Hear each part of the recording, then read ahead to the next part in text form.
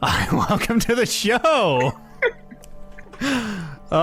Someone laughed and that made me laugh. Welcome back to Rolling Reckless. We're here. My name is Matt Eads, your GM for today, joined by Holden and Bryn. Hi! Audio podcast. Usually they're waving. They're waving. They're too sweeting and waving. Trust us, if you're listening to the audio version, you'll just have to take my word for it that Oliver's here, I guess. Turmeric and Lily. Hey, hi. Hello. And we, well, I'm not going to say who this player is. As you can see in the video, we're protecting their identity. Oh, it's Kevin! Oh, shit! Oh, man! Hey. Plain Loop is here. Yes, we are broadcasting from home. We got our home setups kind of figured out a little bit. Still a lot of things to figure out, so bear with us. Especially these first couple streams. But we should be pretty much set up. We will be, if you're watching the video version of this, we'll be rolling in real life. We will be, we will be using Roll20 for some of our combat mat stuff if it comes to it. But we're going to keep track of our hit points on our character sheets and stuff. We're basically going to play like we're at the table, except obviously we are not. Yeah. Any announcements off the top? I don't think I have anything to say other than please subscribe to the Rolling Reckless YouTube channel. If we can get over 100, we can just call that thing Rolling Reckless, which would be really neat. And also, we have our own feed out on iTunes, Spotify, Google Play, anywhere fine podcasts are vended near you. Hopefully there was a little bit of an issue with the last episode where if you got 3 copies of that last one, whoops. Congratulations. Yeah, You're welcome. Okay. Free editions. Without any further ado... Oh, wait. Hang on. Without any further ado... Just making sure anybody else has any cans to... Sure. We're all good? On. There you go. Oh, let's open up the backup.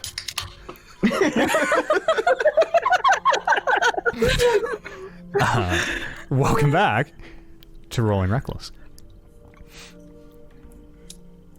All right, Vanquishers Syndicate. And just before we roll in chat, if anybody today more than usual because we're online, if anybody needs the volumes needs to go up or down, or music's too loud, too quiet, I'm too loud, too quiet, let me know. Because I am monitoring the chat today, so I've got you. Keeping an eye on you. Okay, Vanquishers Syndicate. When last we gathered, you were on your way to Waterdeep, having been sent there from Baldur's Gate. Looking to, or having been sent rather to find somebody, which you came to.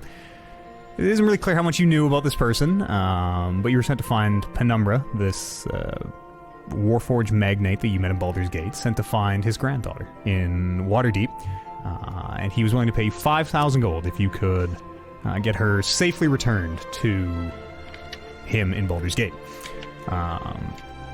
You set off on that journey, stopping in at Spring's Gift on the way, solving a water problem, coming into possession of the magical sword Shear, which Lily now wields, spending a nonsensical amount of time. Something weird seemed to happen where you went into this icy cave for what to you seemed like hours, at max, even less than that, you think.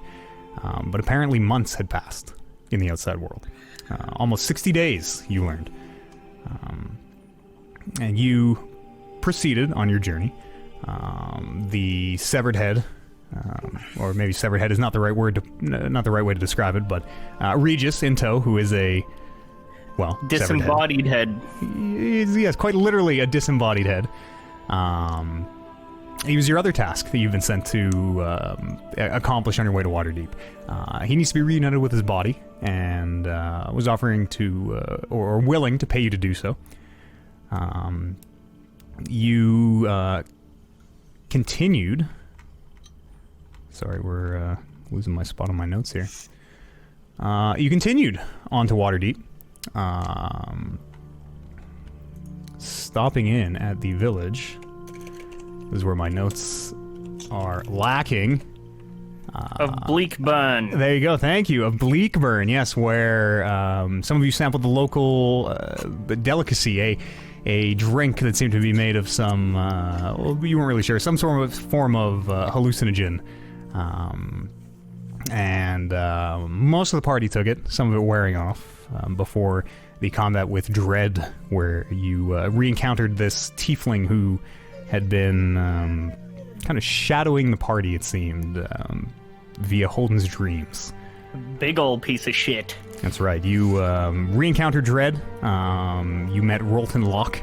At least he told you, had kind of taken command of the Wolves of Nola, this group of mercenaries. Holden, he asked you to join them, offered you a place in the Wolves, saying you belonged with them.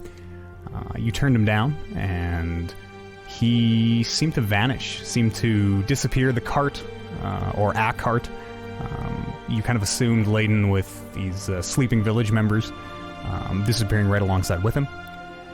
And you fought Dread, pushing him off a roof, or rather he pushed Turmeric off a roof. Some of you kind of being aware that you were in the nightmare, some of you being fully taken by it, and Holden in particular fighting these invisible, these non-real piles of these insect swarms.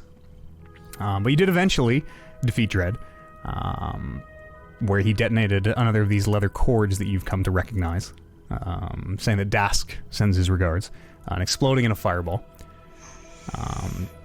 And at this point you encountered Marshall Black, this very wide-brimmed, most of his face covered, you can only ever see just a little between eyes and bandana. He has this very yellowish skin. And you had encountered him in, you helped him steal back his ship with some limited success in Baldur's Gate. And he had found the party, telling you that he'd been sent to investigate these weird... you've come to sort of associate them as this teleporting effect, where the world seems to kind of stretch out. It's pulled very thin and then seems to kind of slam back into place. And you notice it when Rolton Locke seemed to teleport out as well. But he was able to offer you a ride to Waterdeep, which you accepted, and he used his very strange and unusual ship, which Regis told you was apparently called a Spelljammer, and was able to get you to Waterdeep, which is where we left off. And is where we'll pick up the Syndicate, having finally, after... it's been about... I'm trying to think how many... I think 5 or 6 days Syndicate time that you've been kind of on the road and going through these villages and things. It's been about 60 days to the rest of the world. Pardon me. About 2 months. And we will pick up...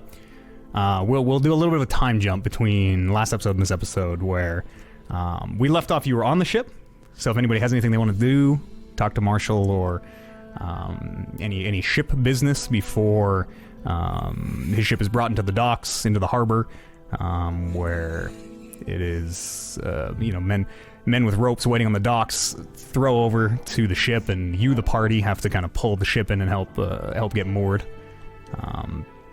And we will kind of, unless anyone has any business before that, we will pick up with you in Waterdeep proper. Having disembarked the ship, Marshall will say his farewells, or say what he has to say. Okay, before that happens, I made note to watch Marshall do his thing on his little stone chair, and I tried to observe as much as I can before, I don't know, either my eyes popped out or whatever. But how did that go for me? How did that go? What did I see?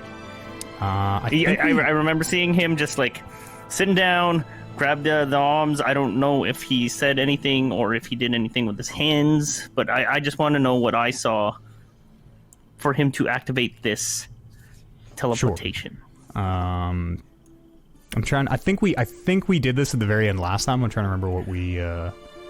Like I said, I saw him sit down. You saw him sit down. He didn't say any words. I mean, really, there was kind of all that you're able to notice was kind of a grimace as he grips the carved stoned armrest of this. I mean, it looks like a throne. And you just see his hands kind of tighten on the stone. And he yelled for the entire ship to, close your eyes. and then you could feel that sensation of pulling. Very quickly, the double vision and kind of the nausea brought on by the weird perspective, it did eventually force you to close your eyes. Was it, I mean, akin to what we see in Star Wars or whatever, where things stretch? Kind of. It's very. Okay. You've seen it a few times where, in Star Wars they stretch, like they seem to get long, and then everything catches up as the ship shoots off or whatever.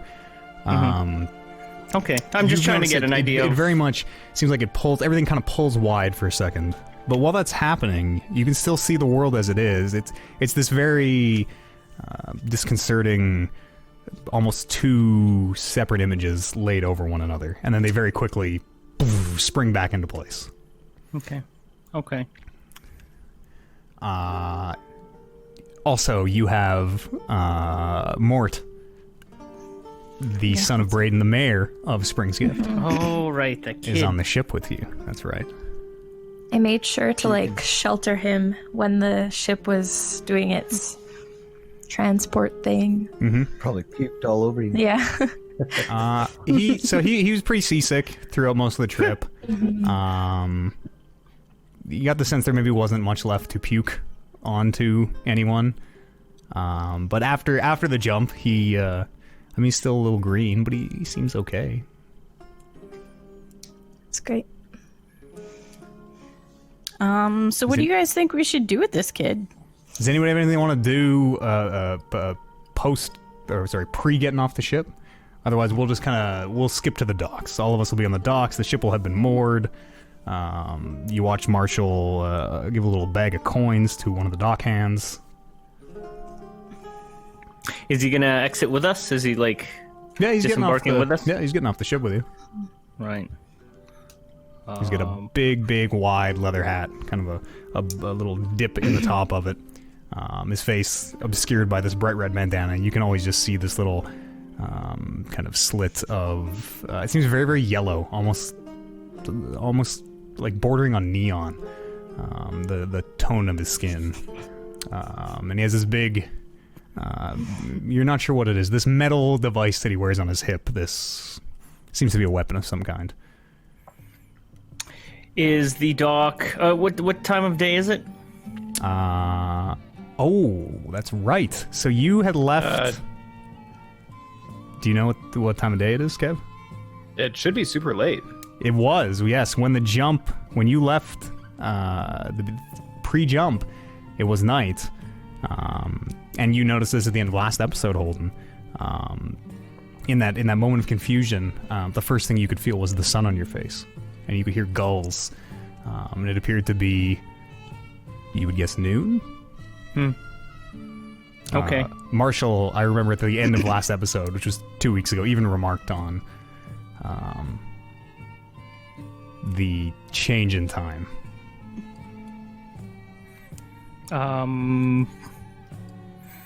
Okay, can you do you remember that remark? What was that remark like? Oh, that's weird, or you see something to the effect of well, it wasn't perfect, but at least it's not yesterday.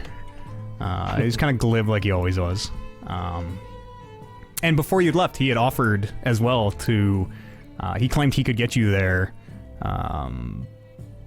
within a day, give or take, of when you wanted to arrive. Okay. This is great. Marshall, we still have sunlight. And that's a fast ship there, Marshall. Yeah. You can see he's looking up at the sun. He goes, yeah, well, it does seem to be a nice day. Well, but still have the sunlight might be the wrong way to put it, but he looks around and goes, I don't think we went, it looked like we went backwards. You can see he's looking at his own hands a little bit. He goes, I think we're okay. Looking at his hands. That's weird. That's a weird thing to say. Well, it's an even weirder thing to try to explain. Does this ship go back in time? Well, I mean, it can go all sorts of directions, up, down, forwards, backwards. Just up. The directions don't really seem to apply when you start talking about spelljammers. I don't know. Would you be interested one day taking me back in time if I paid you for a small job in Baldur's Gate? Well, I mean, as a rule of thumb, we could destroy the very fabric of space and time. I usually wouldn't think twice about such a thing. If it's... He kind of leans in close. Well, if it's within a day, I can maybe get you back, but it'll be expensive. No, it's more than a day. It's been probably 60 days Well, since then. It's that'd too be far. a bit much for Okay, Mateo. Gestures over to the ship. that's fair. Where are you off to now, Marshall? Well, I figured I'd grab myself a drink. Maybe head on over to, a couple of the local stops, see if any of the friendly faces are in town, type of thing. What about you folks? We're gonna probably wander around. We got a couple jobs lined up here. A couple friends Regis. to see. Yeah. Regis on Lily's belt pipes up. Well, the sooner we get me back to my body, the better, I think, eh? Payment and all that. Remember a bonus, I believe I promised? Yeah, maybe that should be our first matter First at hand. stop. Yeah. Regis, get do you some remember where funds. Do you remember where your body's at? Oh, of course. Yeah. There's a warehouse in the docks. I can guide us there, or... If we have other matters to attend to first, it's not the most pressing, I suppose, but... No, No, I we think... can. Yeah, I think we can do that first. Yeah, you've come all this way with us, Regis. It's been a little more than 30 days, so... Well, a matter of perspective, I suppose. Depending on how you look at it, it's only been about a week. Yeah, That's true. It's really only been 6 days. Yeah, Marshall, is there any way we can get a hold of you later on, or anywhere we can find you? Well, I'll likely be around one of the pubs. You can ask in at the Hag's Head for me. Just head around the back, usually downstairs. Huh, I've heard of the Hag's Head. Have you? Yeah, not Marshall, Captain, nope. Oh, I forgot her rank. Sergeant Aaron told me about it. Told us to look into it. So that's Very- definitely on our stop. Yeah, Very, very popular watering hole here in Waterdeep, I guess. good. Is there an inn attached to it, or is it just a tavern? Just a tavern, far as I know. It's a little dingy, a little small, but like I say, look for the stairs to the basement, and well, if I'm anywhere, I'll probably be down there. Okay, good.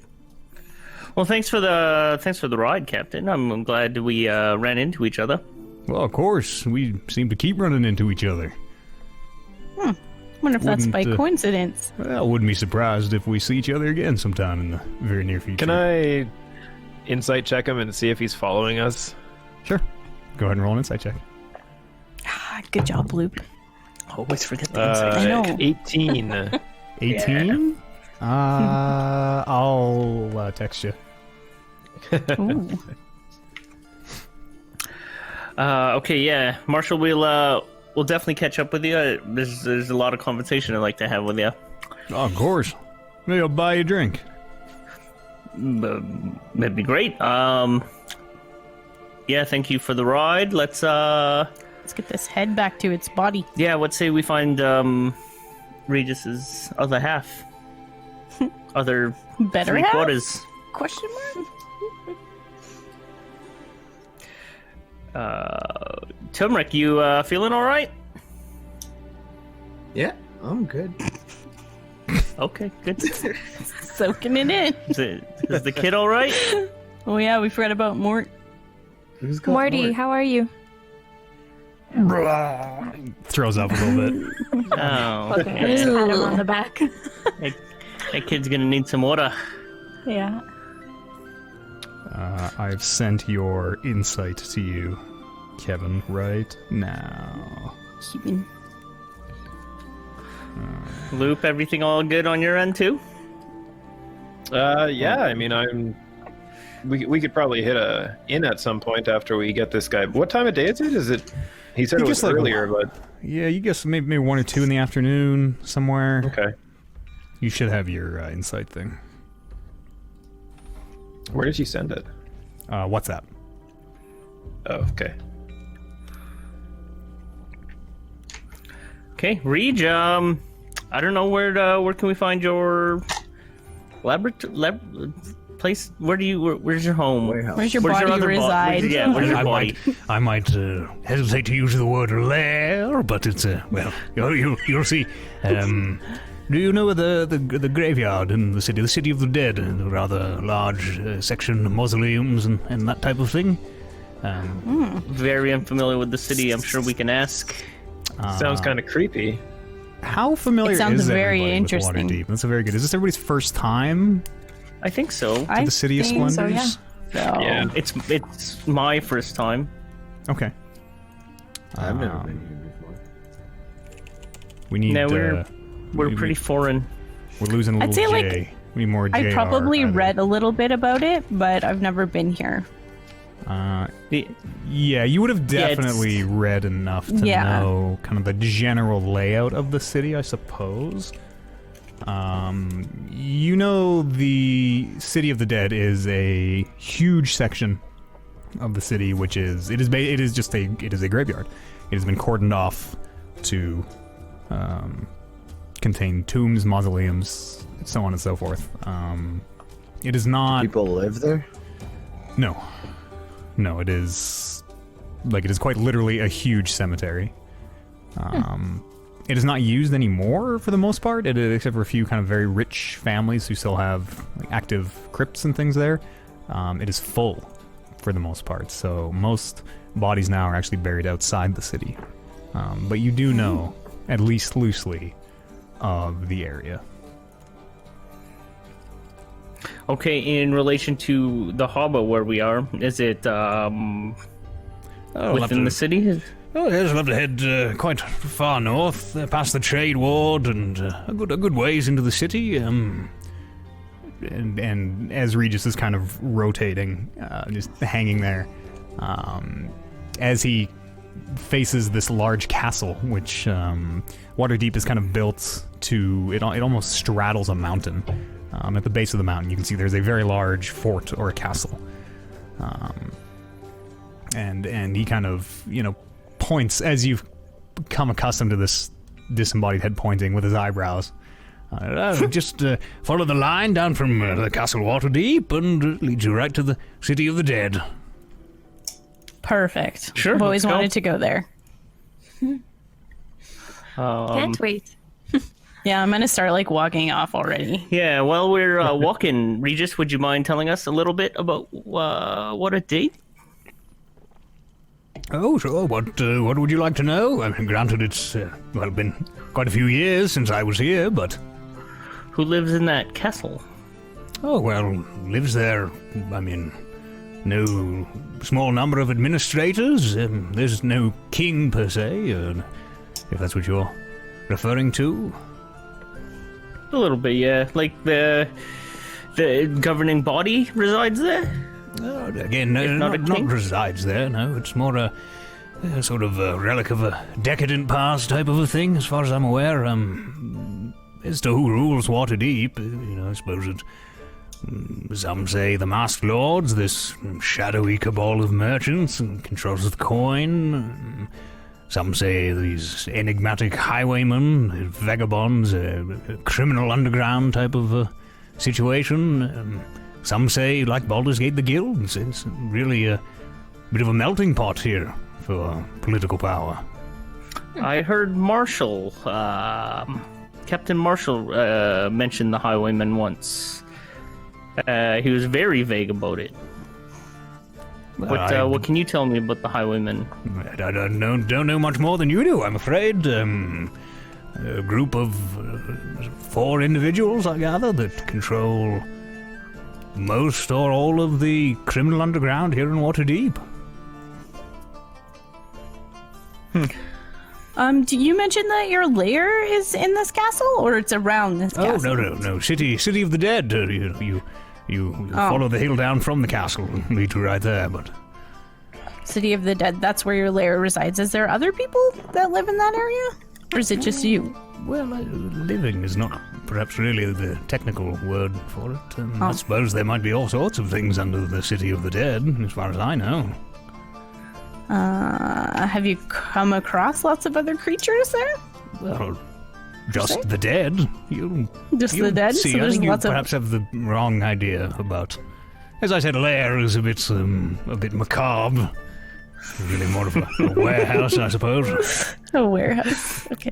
Is it booby-trapped?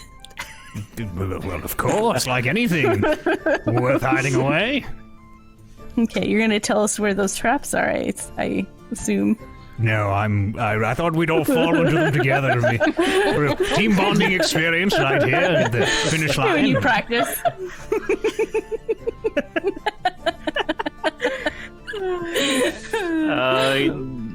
Describe what we're walking past, like Sure. as we're walking and Yeah, compared to Baldur's Gate, the city, the buildings here in Waterdeep are very tall, very, very tall, 4, 5, 6 stories in some cases, and they very much seem to kind of loom over the streets. You get the sensation of almost like being in a canyon where these buildings are very, very tall. The rooftops as well. None of them really seem to meet either, where all these buildings are apparently a story in difference in heights between them all. So it is this, the skyline is this very kind of statico, up and down, almost this hodgepodge of buildings that seem almost slammed together. You see much like Baldur's Gate, you do see quite a mix of races. Primarily seems to be humans. You see a few dwarves, the odd halflings, couple elves.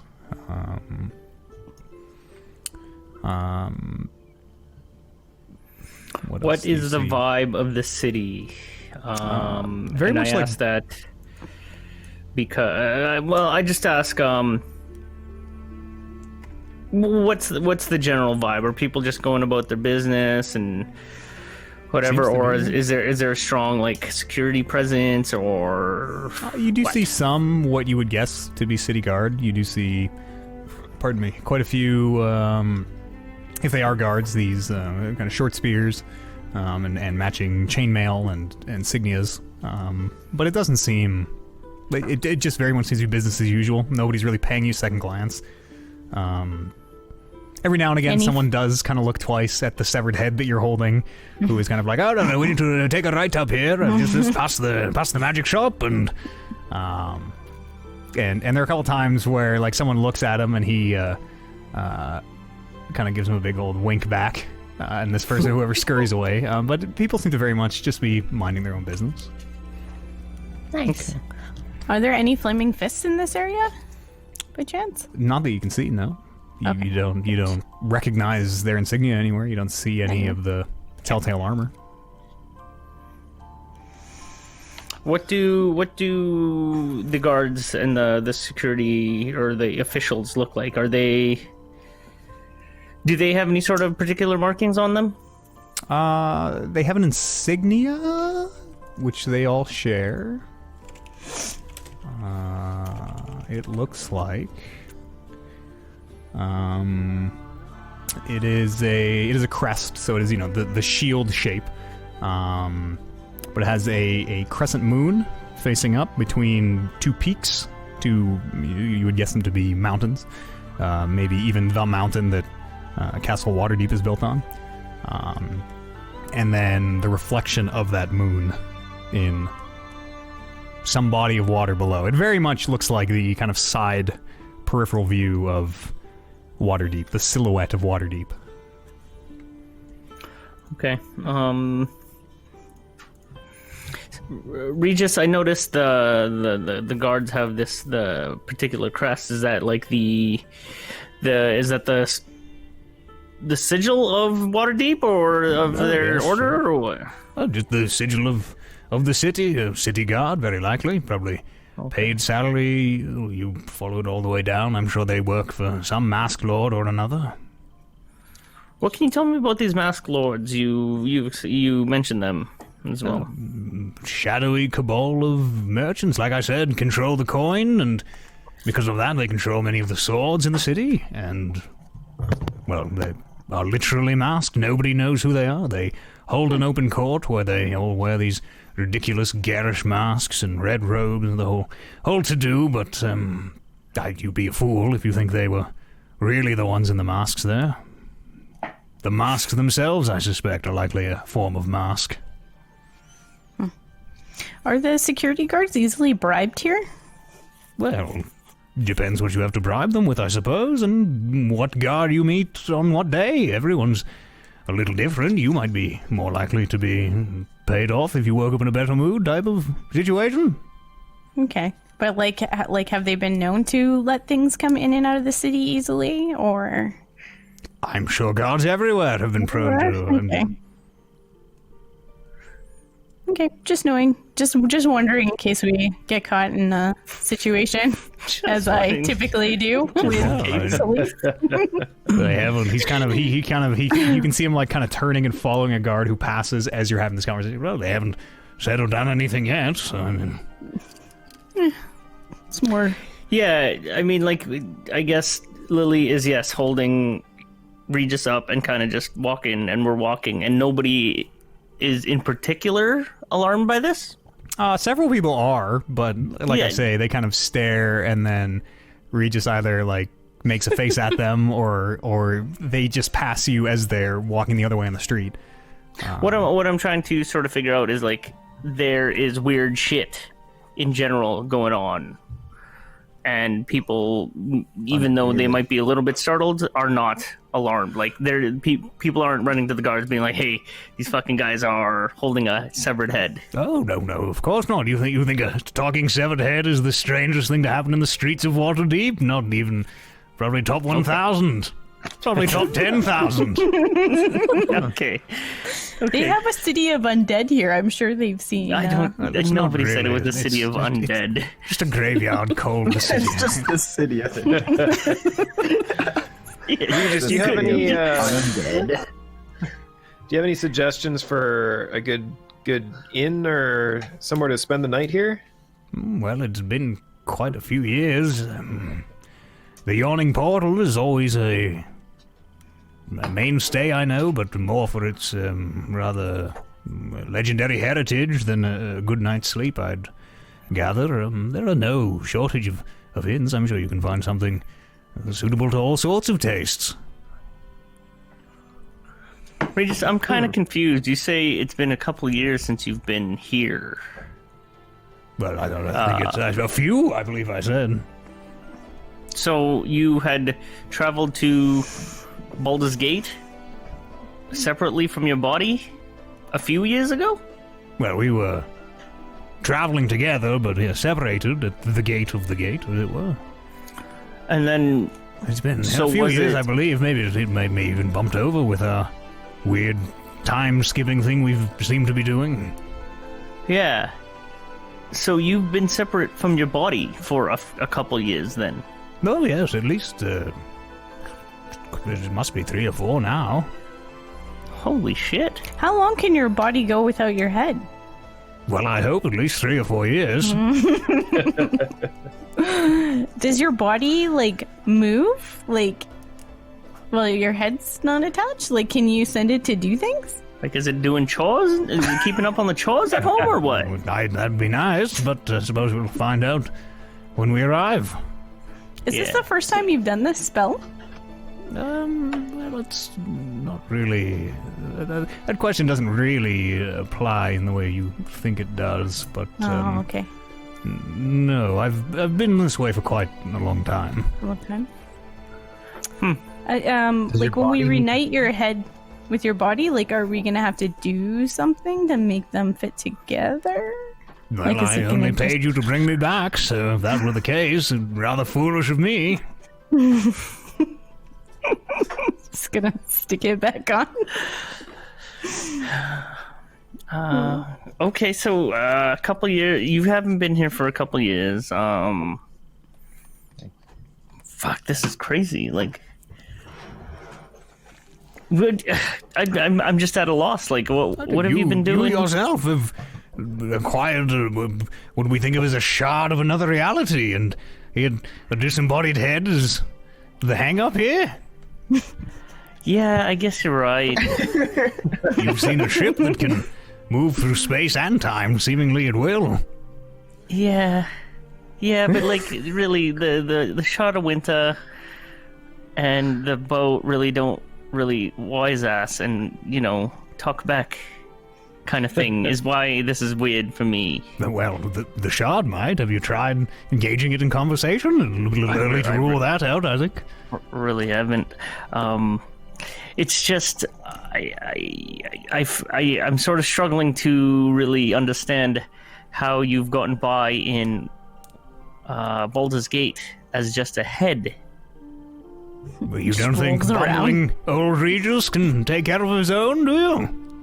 Well, spell it out for me. Like, did you have a Handler? A handler, kind of walking you around and showing you the sights and doing your bidding? Well, I mean, we did. Gary, was it Gary? Was he your handler? You're a Gary headmaster? of the Porters Guild, yes. Yeah. No, he's more a blunt instrument than a fine, precise tool, I found.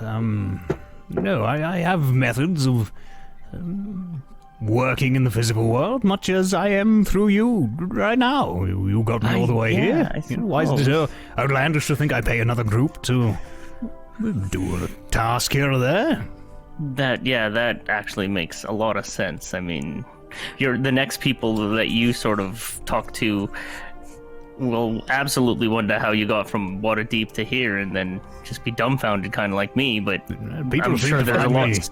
Very charming. It disarms them for whatever reason. People believe whatever I tell them at face value, more or less. It's rather remarkable. That's legit. Regis, as a sage, I'm very interested in what's going on with you and your body. Would you allow me to do a few tests before we put your body back on your head back on your body? I'm just curious. Well, like your tickle your curiosity feet does and... Your curiosity does you great credit, pardon me. But tests, no, I don't think. No. I can perhaps answer any questions you have when we return to my. Well, we're not calling it a lair, but we need something. You keep calling it a lair. Not really a tower. We need some sort of a word to describe it. A house? Okay. Yeah, not technically a house. Sepulchre, perhaps? Do you live there? Well, I will now, I suppose, yes. Okay, so it's your home. Yeah, my home. Perfect. I look at Holden and whisper, lair. Yeah, it's absolutely his lair. All right. Well, unless there are any other questions, shall we? We have been. Onward ho. And you do proceed through the city. You do, like I say, get a few odd glances towards this severed head that you're holding. And there are a few, people who stop and look, and Regis does kind of give him the stink eye in one, or you notice there's another time where he just pretends to be a dead head and lets his tongue like loll out of his mouth. But people don't really seem to pay too much attention to it. And as you approach the City of the Dead, it is the buildings kind of start the very dense and very tall buildings, these apartments, 6 stories tall, some of them. They kind of give way to a bit of open space. And you can see there's a very high, you guess maybe 10, 14 feet, this stone wall with a... It's really more of a stone fence where out of the top there are these metal spikes, and this wall, as you kind of look down to either side, it seems to stretch for quite a ways. You can see gates that are in it, open, none of them closed or anything, and beyond you can see very much as Regis described. It appears to be a massive graveyard. This huge open area of the city where there are no buildings other than these single-story. They appear to be about maybe 10 foot by 5 foot. You would guess them to be mausoleums. These very squat white stone buildings. You can see quite a few headstones where it appears instead of mausoleums or tombs, they just buried people in the ground.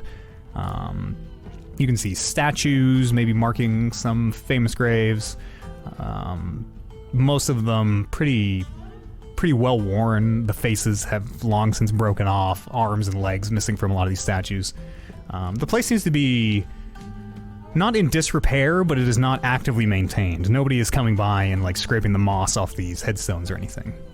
But the gates are open, and you see a few people wandering through these streets in the City of the Dead, which are very much, they're as wide as the city streets. There are just no buildings on either side.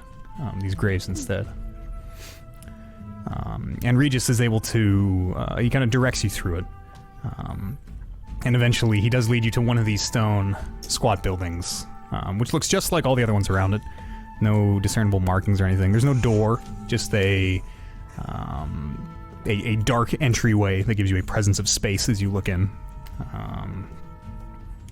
And Regis directs you over to, in there, yes, in there, he looks over to Turmeric. Well, perhaps the big one could pry the lid off the... it's rather heavy, but the stone coffin in there. And you can see there is a... it just looks like a long stone coffin. The same white stone the building is made out of. You can see a little seam where this very heavy stone lid sits on top. Can I try to rip it off? Sure. I mean, as you grab the side and try to rip it off, it is very heavy. You'll kind of have to slide it. Give me an athletics check if you want. What about like a really hard kick? Excuse me. You can try. You want to try a really hard kick? Yeah. 20. Is that a natural 20? No, it's 15 plus 5 for athletics. I mean, all things being equal, Yeah. Turmeric, you should probably show some respect.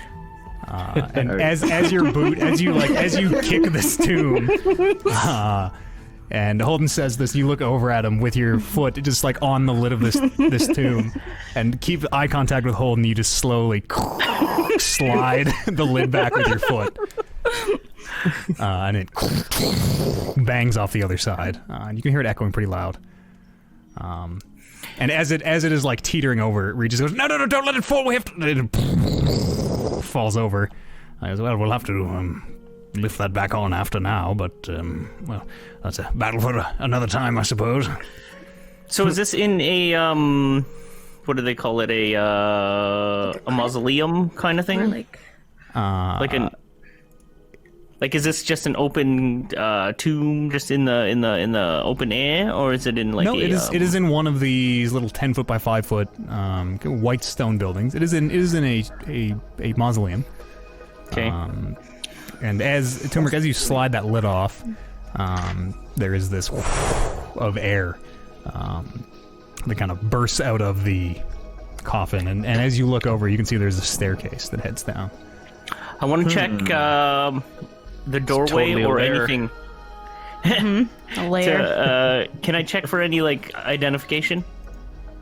Like, what do you mean? What sort of Whose identification? tomb it is? Yeah, like either on the cover of the tomb or at the doorway of the this little tiny 10-foot building. A name, anything. Or make a... It's in pretty bad repair. Give me an investigation check. You can see there is moss and kind of green ivy has climbed over a lot of the white stone. 2. 2. You can see there is, or was once, it looked like a name kind of over the doorway. Some kind of markings you can see, but it appears that they've weathered away. Just rain or some other event over time seems to have kind of destroyed them beyond being recognizable. Okay, barring going my to- shitty investigation, can I just ask Regis, like, hey, what was the name on this thing? Oh, of the mausoleum, you mean? Yeah. Old bunch belonged to a man named George. Didn't list a last name. Maybe it was before last names were invented. I don't know, but George. George. Okay.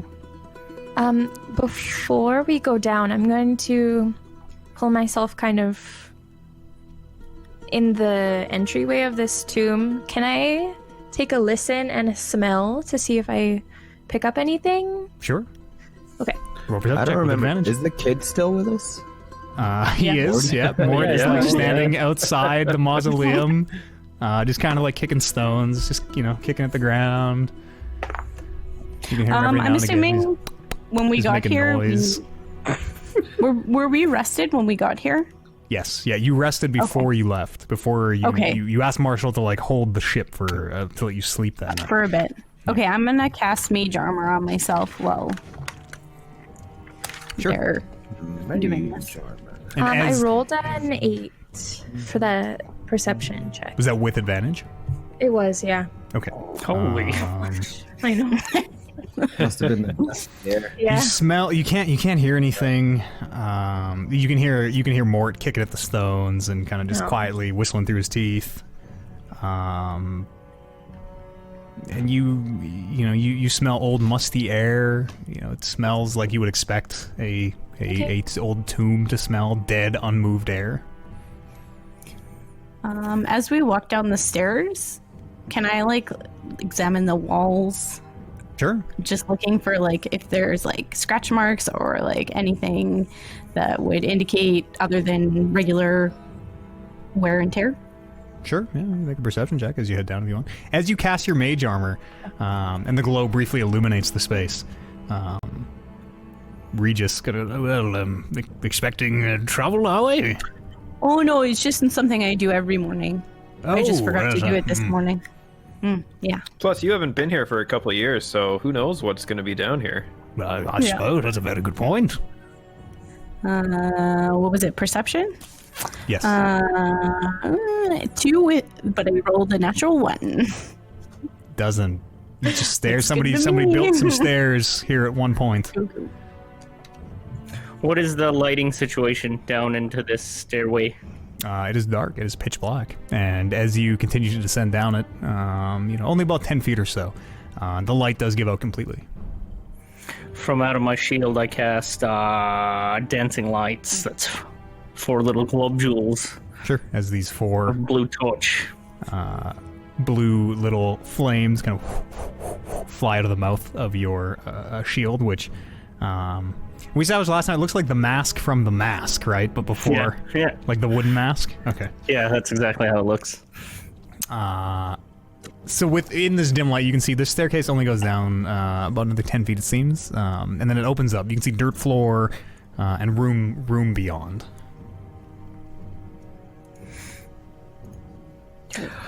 I'll take up the rear if you guys want to head down. I'm gonna say head first because he knows where he's going. And Yeah, I'll lead with Regis still. yeah, I'll keep Morty next to me. I'll hang out in the My middle. arm. We can't call this kid Morty. I should never have named him Mortimer. As you say that, he's like, don't call me Morty. Don't call me Morty. Okay. Everyone else is just in the middle, I assume? Yeah, I'm gonna be in the middle. I'll Yeah. go up with Lily and just kind of lead the way with her. Sure. As you get to the bottom of this staircase, you can see there appears to be, very much reminds you of a cellar or a truly dugout space. Appears to only be, I guess about 20 feet long, maybe 15 feet wide, this little rectangular dugout area. You can see roots poking through the sides of the dirt. Several of them appear to be, or at one point were kind of just cut off, where somebody has sawed through these thicker tree roots, but little ones have since regrown. You can see there's a wooden door at the other end of this room, with a, and as you kind of look at the door, you can see there's a frame, and you realize that there's a built wall on the other side. This is not completely dug out. There appears to be some structure down here. And you can see, kind of just to the left of the door, you can see... at first you're not sure what it is, and as the globe, it's a pile, it looks like a pile of material or something. And as your globe gets a little closer and illuminates it, you can see it appears to be a body. Looks like it's been here for years and years and years. Most of the flesh has rotted away on one side of the face. You can see teeth where the cheek has since rotted away. Two milky eyes just open and staring ahead. A little bit of hair still kind of remains on one side, but this corpse is pretty well decomposed. And Lily, with you, now that you, as you make your way down here, you can smell it a little bit too. It smells old. It smells like it's been here for, 5 years. You would maybe a very long time. I'm gonna look at Regis and say, "Friend of yours?" And as you say that, Regis winks at you, and this corpse, you can hear it gives this little, and you can hear it shifting as it seems to be kind of. Bloody hell! It's still moving. alive.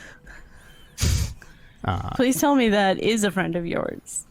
And as this corpse is like kind of rolling over, you very much get the sense that it is trying to pick itself up. And he goes, "All right, George, that's enough, George. It's just us. Turn the other cheek, eh?" And then this zombie who is gurgling and like picking himself up gives this very human-sounding cough. Where you can see the face turns to you, and you can see even though these two eyes are milky, they kind of lock onto you and seem to have an intelligence behind them. And he says, "Oh, Regis, is that you? What?" You can see him kind of peering. He goes, "These eyes are. I know you said they weren't going to rot anymore, but I can barely see a damn thing." He goes, "Just hold me up." And Lily, as you kind of hold him up, he goes, "Ah, George, my friend, it is I. That's right." And you can see this and hear this very brief kind of bombastic reunion. As George and Regis kind of very quickly and almost nonsensically talking over one another. He goes, "Well, I haven't seen you in years." "Oh, he has a long bit of trouble out in Baldur's Gate." And they very quickly talking over one another. This is officially the most fucked up thing I've ever seen. The second most fucked up thing that I've ever seen. This is incredible. I'm enjoying every minute of this. I'm actually very troubled by what I see here. And they both, as you guys are kind of talking, they both pause in their like the pace that these two are speaking to one another is just bonkers. And they both kind of stop and pause. And he goes, "Oh yes, right. Well, as I mentioned upstairs, this is the infamous or perhaps famous now George, and this zombie who is pretty well rotted. You can see it appears most one half of him almost seems like it was gnawed or chewed on or something stripped a lot of the flesh off. And he kind of looks around and goes, "Oh well, sorry for the fright. I just it's my job to keep people out, and I didn't really know who it was. But come on in." And he kind of picks himself up, and you can hear old bones creaking as he goes, and he starts to open the door at the back of the room. This place is a nightmare. I'm gonna hand Regis to Luke, and I'm gonna move to the back of the line. Okay. I like cradle it against my chest as I try to hold it up. Yes, this head is pretty heavy for you, Loop. And as he's kind of dragging on the ground, he goes, "Oh, little high there, dragging on the ground. After George, go on, follow in." And you can hear somewhere up above this zombie that you've been introduced to as George. You can hear, "Guess who's back? Regis is back!" Presumably talking to someone else inside this area. I turn to Mort. Like, there's more of a Mort. Close your eyes. Mort appears to have not come down the stairs. As you turn around and don't see Mort, you can see just his feet at the top of the stairs. Can I yell at him? Shit. Mort! Yeah. Mort, you gotta come with us. Buddy, come on down. Like, step into the light here. Just come with us. He starts Lord. walking down the stairs. You can hear his feet as he starts to make his way down. Go hang out with Turmeric. He'll keep you safe. Come under my arm, Mort. He walks over next to Turmeric. Lily, you said you came to stand towards the end of the line here. Yeah, I'm just at the back, crossing my arms and walking. Okay, I'll be head like- through with Regis. Sure. I'm gonna be like leaning over Loop as he's going in, trying to see what's going on. Sure. Loop, as you step through that door with Regis, you notice the floor changes. Where it was this packed dirt before, you realize you're stepping onto what appears to be hardwood. And as you look down, you can see it is, yes, nice wooden slat floors. And as you look around the room, and Holden's lights kind of drift in after you, you can see that this appears to be a wooden. This reminds you very much of the interior of a Baldur's Gate building, a wooden constructed room. You can see a couple doors to the side. It appears to be fairly big. You'd guess maybe 30 by 30. There are columns in the four corners that seem to hold up the ceiling. And as you step in, with Regis and Theo goes, "Oh, well, this won't do at all. How about a little light?" And as he says it, these braziers around the room, there's one on each kind of wall. They burst into flames and illuminate the space. By Rodney. And you just see the back of George, this zombie, as he appears to have gone through another one of the room, and you can hear him either calling after or talking to someone. You're not really sure. You don't hear a response, but you can hear him just chattering away at someone. What's in this room here? This room.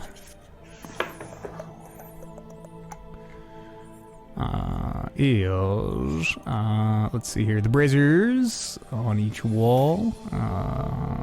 There appears to be nothing in this room other than these 4 braziers, and as they burst into flame, you can see there is a circle of runes. You would guess them arcane in nature. Fills most of the floor of this room. Would I know what the ruins are for?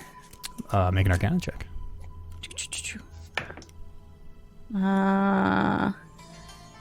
What? 23?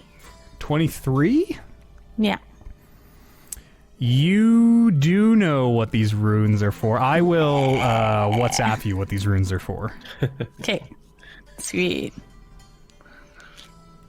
So weird. I want to nudge Lily and be like, I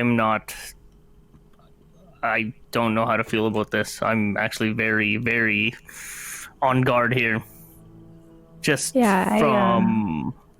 from like what we've been through in Thay. Yeah. I am very troubled by this. Yeah, I feel the same. I don't feel comfortable.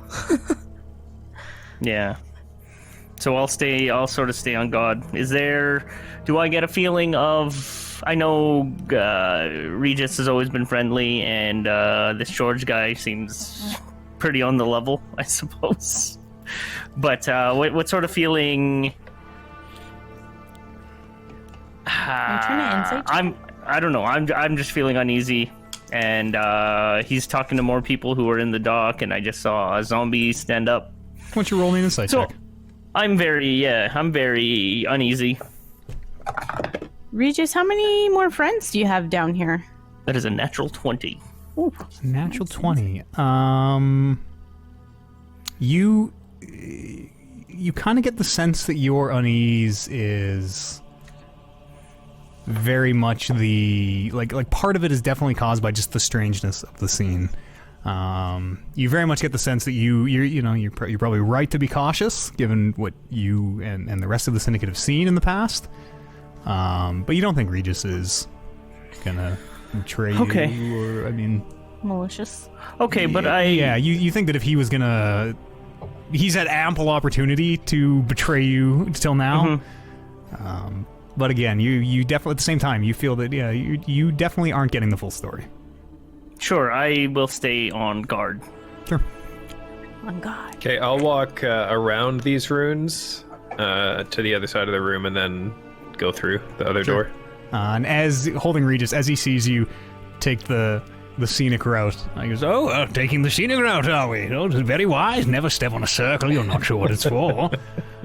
Well, this one's quite safe, though. You would be completely fine to walk over it. Just well, I'm gonna walk right through it. Yeah, nothing seems to happen. What does it do? He starts completely whispering, safe. and you have to pull him close. And he goes, "Well, just between you and I, it just keeps these 4 torches on. But you know, a necromancer has to have a big, impressive circle. Don't tell anyone." Emphasis on the lair, as you seem to remember. Okay, I'll stifle a chuckle and walk through the door. Sure. The door that George has, the same door you saw George walk into. You can see that this room, like the others, is this one, very small. Appears to have a stone slab that very much reminds you of kind of the coffin you saw upstairs, just this kind of stone rectangle on the ground. Excuse me. You can see George himself in the room. You can see on this slab there are several shiny metal tools. You can see a scalpel and some more kind of wicked hooked things and bladed edges and little scissors and things. Very much gives you the impression of like a mortician's room, kind of. Enough of you have seen some of that, I'm sure. And at the back of this room, there's a very heavy stone door, which appears to be made of this very shiny black, or almost reminds you of obsidian, this like black glass almost, it looks like. And give me a perception check, Loop. 9. 9? Okay. George, you can hear, as you enter this room, you can hear that George is talking, presumably to someone.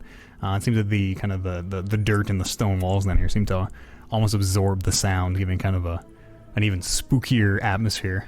And George just appears to be very much just recounting. Goes, "Oh, that's right, Regis is back. He hasn't told me yet where he's been. I just saw him. We barely even spoke." But you don't see who he's talking to. You don't hear any response. After a minute, you don't really notice anything. And then there's a second where Regis goes, "Oh, well, don't be rude. I mean, we just made it in the door. There's no reason to." And it appears that Regis is also talking to. You're not really sure. Regis, are you talking to me? Just a moment. No, I'm talking to. He kind of takes a second. Goes, "Oh, you're not. Go on. You show yourself, Doctor. These are friends of mine. I trust them." And there's a minute pause. And he goes, "Oh, yes. No, they're not going to run out screaming. At least, you're not going to run out screaming, are you?" He says to you, Loop. Well, the plan's not to, but I guess we'll see. Go on. I'm sure they've seen worse.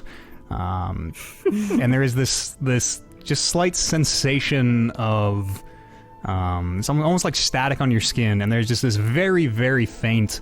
It appears to just be this mote of light. It looks like a wisp. If any of your characters have ever seen a wisp, just this very soft, kind of glowing mote of light. And Reese goes, "Oh well, that wasn't so hard, now was it, Doctor?"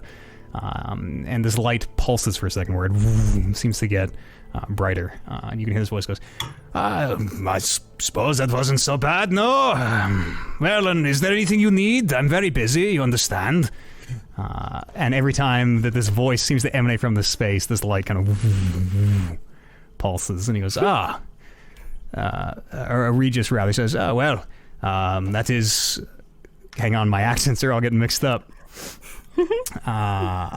That is my friend, Dr. Leipzig. Doctor, these are, some of the Vanquishers Syndicate. We seem to have lost a few of them. I mean, there's one with horns. I'm not quite sure where they got to. There's a child with us, and I'm not sure if he's an official Vanquisher, but he's here somewhere as well. I'll pop in behind Loop. and see Sure. the wisp. And Yeah, you can see this glowing. Very much reminds you of a wisp. It's kind of the only thing you sort of think of. Very neat. So Who's your where's- friend? And know. as you're kind of looking at it, it pulses and goes, "Yes, can I help you with something? You take a picture. It might last a little longer." He says, "Now, doctor, don't be rude. These are our friends. They've done no small service for me. Don't be rude." Sorry about that. You're the first of your kind I've seen. No, I hardly think that's the case, but well. In this light, it kind of seems to dim, and it sort of floats back to one side of the slab. Very nice to meet you. But what's going on here, Loop? Well, I was just gonna ask where your body is, Regis. I mean, Oh well, we're only one more door to go, fortunately. Again, with goes his pretty weird little eyebrow point, he kind of gestures at the big obsidian door at the back of the room. But you can you throw me across the threshold if that makes you feel more comfortable, or... well, I mean the door's closed, so Oh, George, go on, open it up for us, would you? Oh, right, just a minute. And as the zombie grabs onto the door, you can hear tendons and bones creaking, and the sound that this door makes as it swings is this very low, like, you get the sense that George might be very, very strong, and that this door might be very, very hard to open. And as it opens, very slowly, almost seeming to slide on its end, behind it you can see, it appears to almost be a closet, a room you would think the size of a closet, but you can see there are several what appear to just be wooden coffins standing up on end. You can see they are, you're not really sure how many are in here. There are they're kind of two standing on their sides and then one at the back, but they seem to be kind of layered, stacked up, so you would guess there are maybe 12 or 15, somewhere in that number in here. And that is what you see. okay, I'll head through. Sure. As you're about to step across, Richie goes, "Oh no, just a minute. Whoa, wait, hold on, one moment. Well, this perhaps George should be the one to take me across. Much like the ice cave we fell into earlier, this time is a little different, and this room and that room runs very, very slowly over there. You see, the bodies don't decompose quite as fast." That makes sense. And you're right, I will, well within your right to take me yourself, but be aware. I'll hoist up the head and give it to George. Sure, and he grabs it. As George is stepping across the threshold, Regis goes, "Oh, right, well, for me this will only take a moment, but make yourselves..." And as he crosses the threshold, you can see, as George has kind of pulled the head across, they now appear to be moving in very slow motion. Very slow, where he is still slowly pulling the head. It's almost hard to see that they are moving, but you get the sense that they'll be a bit. Like a bit as in like a couple days or like in a couple hours? Don't know. Not sure. Just moving slow. Well, this is Really? fucking weird. Yeah. I mean, I'm really curious to see how this ends, but also I don't want to be here too long. The room illuminates briefly as it, and you goes, "All right, close the door. Your first time doing interdimensional travel here, honestly. Close the door, and then the time difference makes itself up. Come on." And then it I'll close the door. fades back down. Sure, and it is heavy, Turmeric. As you grab this door, it at first it doesn't move. Where you grab it seems stuck, and you have to kind of put all your weight into it, putting a foot on the wall as it very slowly and very heavily starts to slide closed. Yes. And eventually you do get it closed where it seals back in place. And almost as soon as it is sealed closed, it starts to slide back open. and you can just see fingers on the other side of somebody. They don't look like the desiccated fingers of George, most of which were rotted away and just bone at this point.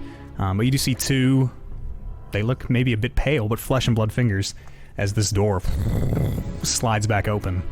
And you can see a very tall, very well-dressed in a... it's almost like the tuxedo equivalent of robes, these very kind of layered robes with sort of a big poofy collar and kind of the black and white motif. And it is Regis, you learn as this door slides open, who appears to be whole. He just looks like a person, the skin a little bit pale. He's quite tall. He's you would guess around 6 feet. But he appears to be, now that you see him put together, he appears to be an old, you'd guess 50s or 60s, or maybe late 40s, maybe a really rough late 40s. But he appears to be back in his whole form. And as he slides the door open, he walks out, and then after a minute you can see the very slow, like frozen frame of George, who as soon as one hand kind of breaks the threshold, he sort of speeds back up. He goes, "Oh, right, hopefully that wasn't too long. I see you figured out the bit with the door. Very well done. Very clever." It was all turmeric. I am very clever. That's just fucked, you guys. Like, what? I don't rather know. a lot to take in, I suppose, but... Yeah, I'm left confused, too. Me too. Well, I mean, it's not that hard to understand. I don't think Dr. Leipzig, quite clearly some disembodied spirit or another, doesn't have hands, so I made our good friend George here to work the ones and twos, as it were, and George with a scalpel goes tick-tick off the stone slab. We need a room to stop the bodies from decomposing, a little bit of interdimensional mumbo-jumbo, call it, our own little pocket dimension there, and I mean, I think it's rather explains itself. Regis, did you create the interdimensional pocket here? Oh, this one, of course, yes. This is a pocket dimension of my own design. And you mentioned that there's more than one body in there. Are those friends of yours? Well, they Are they all your bodies? They're friends of mine, no, but are they my bodies? They're, I suppose, bodies that technically belong to me, though not the one I was born with. So you Rather can hard change thing your to body answer. whenever? Well, there's never a shortage of need for corpses, fresh or otherwise, when you're studying the darker arts, as it were. So does that mean you can have, you can change bodies if you need? Well, it's a very hard thing to do, I would think, putting a soul into another body, but certainly not impossible. Regis, I'm admittedly very troubled by the raising of the dead. That's admittedly one of my worst fears. Ah, yes. Are you, a bit of a arcanophobe, are you? I don't... That sounds like I'm afraid of all types of magic, which I'm not. Oh, so specifically it's necromancy that you discriminate against. That's better, I suppose? Okay, yeah, I'll admit to that. Just a bad thing in the past. I'm pretty sure we've touched on it before. I am just very troubled because you seem like a good guy. Gary seems like a good guy. I can't get a read Regis on this snorts when you say thing. that. I don't know what's going on with this wisp. He's a little short. He's a doctor. I guess he's just busy. I guess. Between you and I, a bit of an asshole, but is one of the best physicers. Well, I suppose living isn't the right word exactly for it, but. What I'm trying to get to here is my experience with necromancy has been Bryn's sort of weird interest in it, and then a really life-altering kind of, which again, like, is a very, very, very, very, very traumatizing thing for me. Regis, do you often? Yeah. Do you often do this? Practice necromancy? Do you? Oh, well, of course. I am a product of it. I don't know if you realized, but I was a disembodied head for most of our trip. Necromancy, like all other types of magic, is neither inherently good nor evil. It's like anything, a sword is neither good nor evil. It's all how you apply it.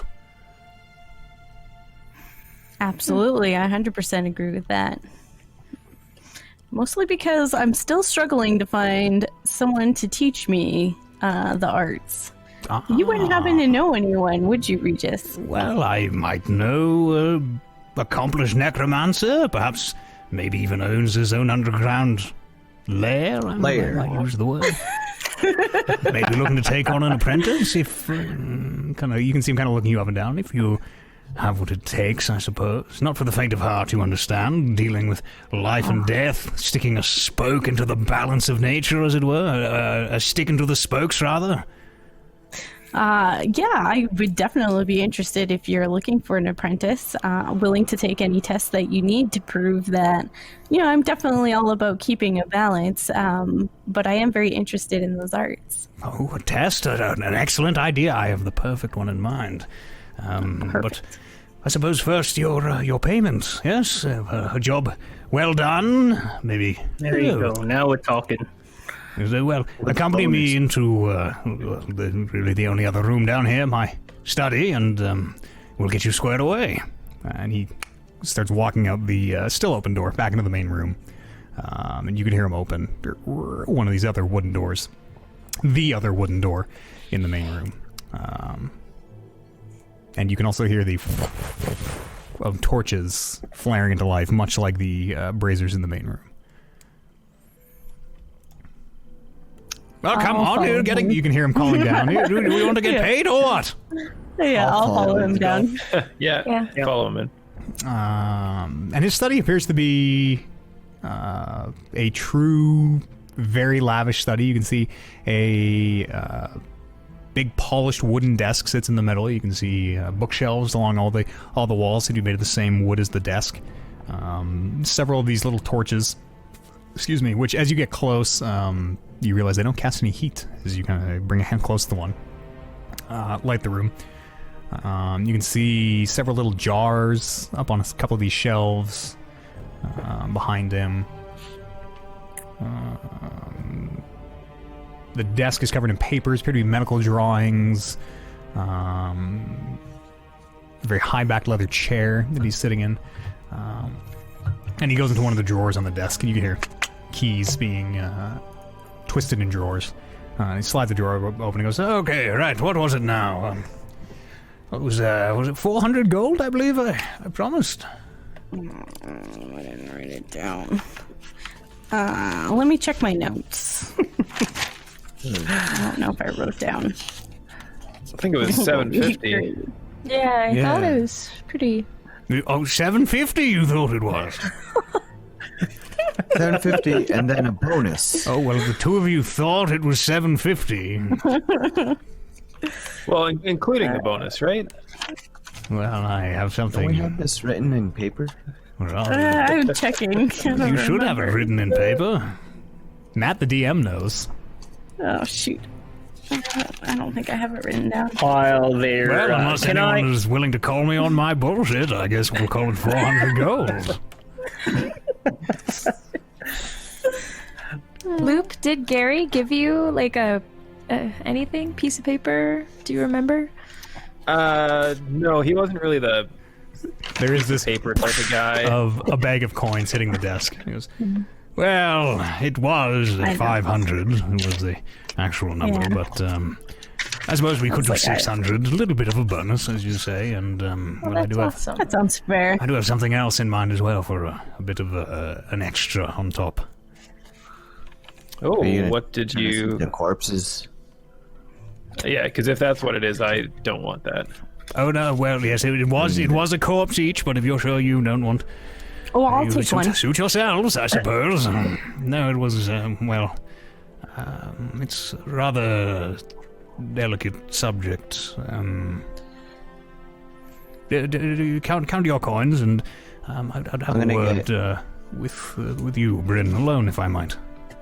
I'm gonna get Sure. Wolf to blink over to the bag of coins and Sure. blink back With the bag? Can he carry with the bag. that much gold? It's almost as big as he is, but as he blinks onto the table, Regis first goes, "Oh yes, he's getting quite good at that."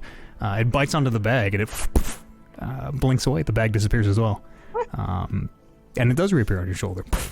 But it does. Yes. Wolf is not strong enough to hold this bag now that is in his mouth, so he does drop the coins as they. I'll It doesn't catch spill out in my anywhere. hand. So Where he the can. It does cameras? seem that your blink cat can move other objects, Yay! but he's still pretty small. What is he gonna move when he gets bigger? How big does your cat get? Big enough to blink fly, cats I are was told. extraordinarily rare. No one knows how big they get, as far as I'm aware. This is the only one in existence, as far as I'm aware. Wow, If that only is you would rare. have left it outside when we went to Oh, fight yeah. that Remoraz. That would have we- been smart. If you're more than welcome to use the old corpse storage room if you want to do some Yeah. time traveling, age your blink cat to maturity type nonsense. If you break the fabric of space and time, that's on you, but you're well within your own rights to use it if you wish. I have no idea what you just said. Oh, the best way to use time travel, uninformed. Yeah, I will go with Regis if you guys don't mind, really shortly. Oh, yes, I figured we would just speak here in my study if that's all right. Oh, sure. I'm gonna count the Absolutely. bag of coins while you guys are going. Okay, I'll let you know when you're done. What's your intelligence?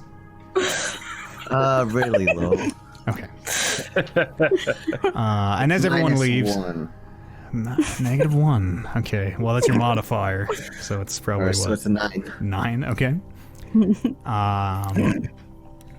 As everyone leaves, leaving just you and Regis in the office, Bryn, you notice that his demeanor kind of changes. Where he's previously, when he speaks, he kind of gets in close, and he sort of has a way of moving his head when he talks and sort of emphasizing things. You notice that this very, very noticeable change in demeanor. And he goes into another more drawer on his serious? desk. Yeah, it does seem a lot more serious. He goes into another drawer on his Okay. desk. And he hands you're not sure what it is. It looks like a little pack of something, and he puts it on the table. He slides it across. And he says, well, as far as your other bonus, he slides these. You realize they're cards as he pushes them across. I'm gonna reach for them and are they bound together or just freestanding cards? Appear to just be freestanding cards. I'm gonna start looking kind of through them. Sure. have Yeah, they are the cards I sent you. Are the cards you have? It is as you kind of counted through, it appears to be have 21 card deck, tarot deck, I believe. Regis, very interesting that you have cards. I haven't had my fortune told in quite a long time. And any specific reason Well, for these? there is, yes. Consider this your first test. Solve the mystery of the cards, learn their lesson, and I will take you on as an apprentice. Ah, okay. And so I have to figure out how they work? Well, the cards have a secret to them, which, once you learn, will open further lessons to you. It'll Okay. make sense in time, I trust. When I look at the cards, do I get any feeling of magic or arcana kind of from them? Just at a quick glance, not really. You kind of do. You get the sense if you spend some time studying them, you might. Okay. But as you're looking over them, Regis is kind of looking over you. And he goes, tell me, Bryn, why are you here? Like in the lair? Well, you come asking after forbidden arts. You say you wish to learn necromancy. Why are you here?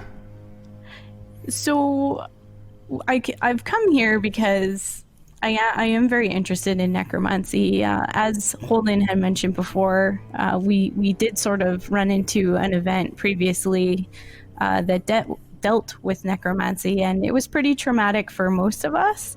But I am curious on how the arts work, because I think if I figure it out, maybe I can combat running into a situation like that again.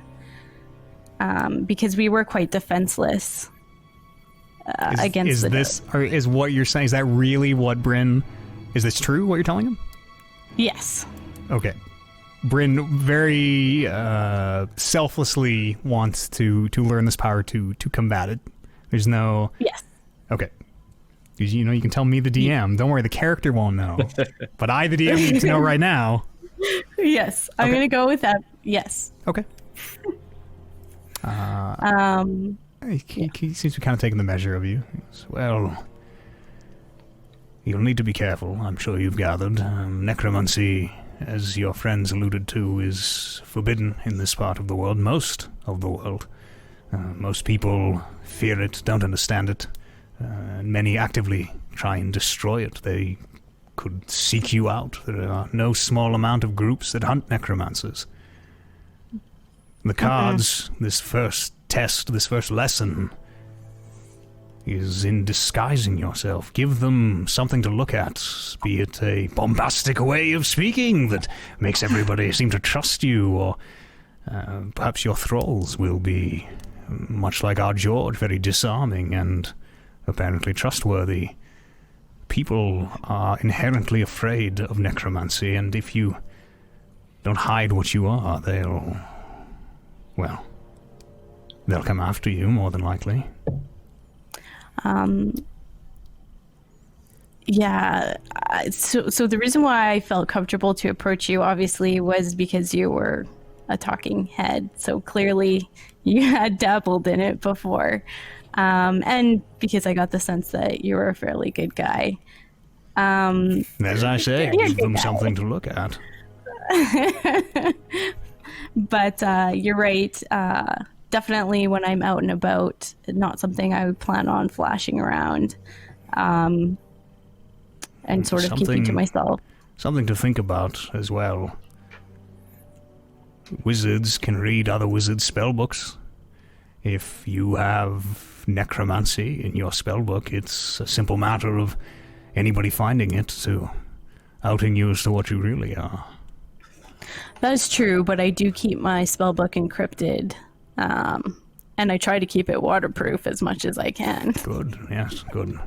Well, meditate on that lesson, staying hidden in plain sight, and, as I say, focus on the cards. When you discover their secret, you'll see the path, I think. Okay. How will I stay in contact with you once I figure it out? A good question. I'll work on a method, perhaps. It'll have to be secretive, whatever it is.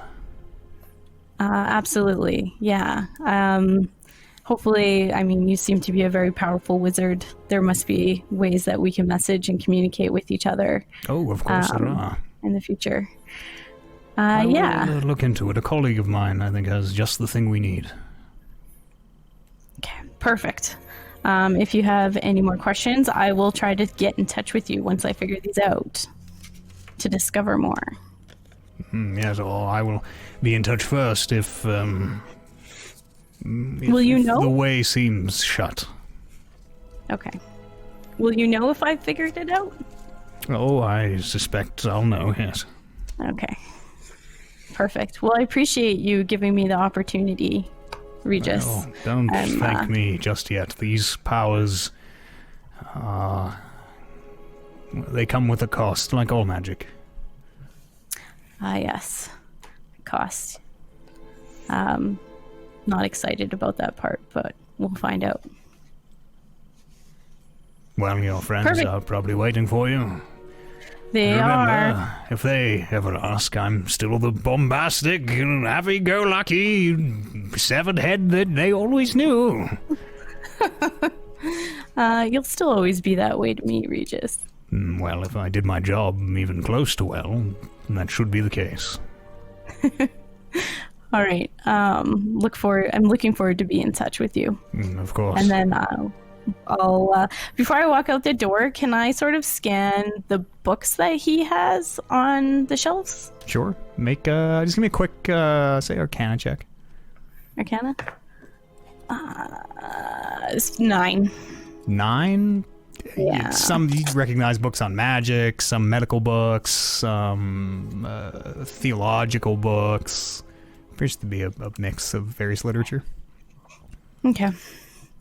Okay, yeah, then I'm just gonna head outside to the group. Sure.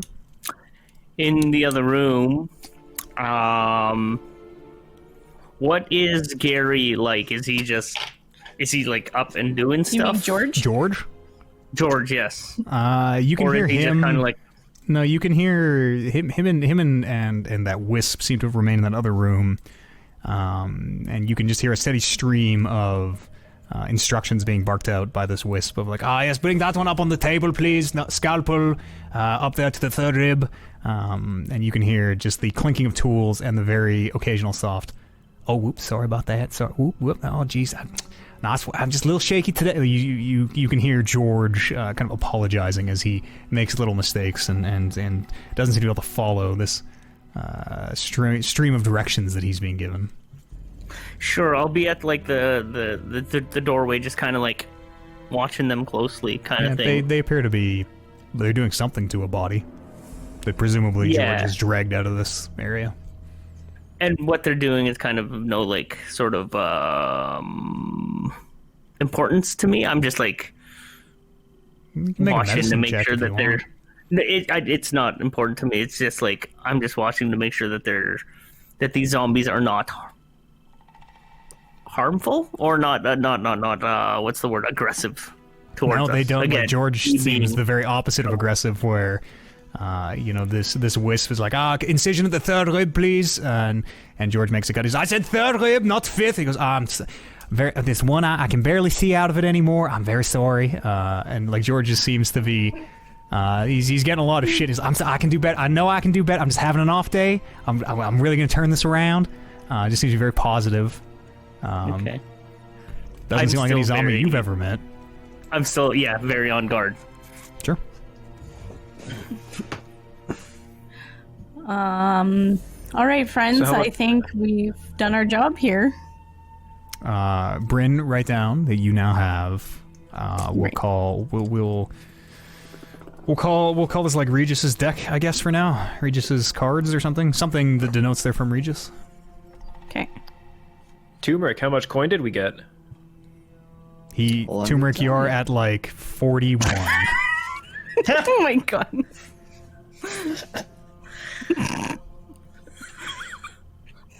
$41 coins so far. Picks up another one. It's working on 42. 42 coins. Oh goodness. Maybe we should do that in later. It does, after Almost you do done. kind of Hold get on. it, it does appear to be the 600 gold that he said he was going to give you. It's all here, guys. How do you want to split this up? Evenly, Turmeric. I call from All right. over my shoulder watching the Coin zombies. and make separate piles Oh my god. for each and every one of us. 3.5 hours later, when the turmeric has finally divided up the piles. That is what, 100 and... 120. Yes, 120.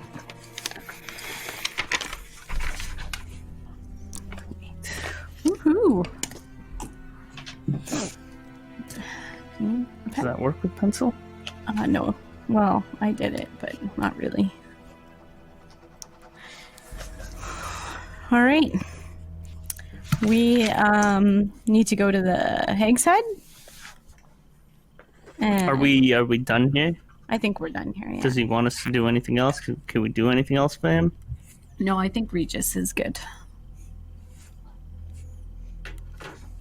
You guys are ready Does to anybody leave? else have any I'm gonna questions? say bye to Regis and give him one last rub on his head.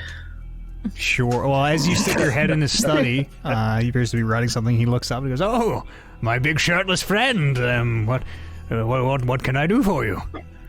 Came to say bye, Regis.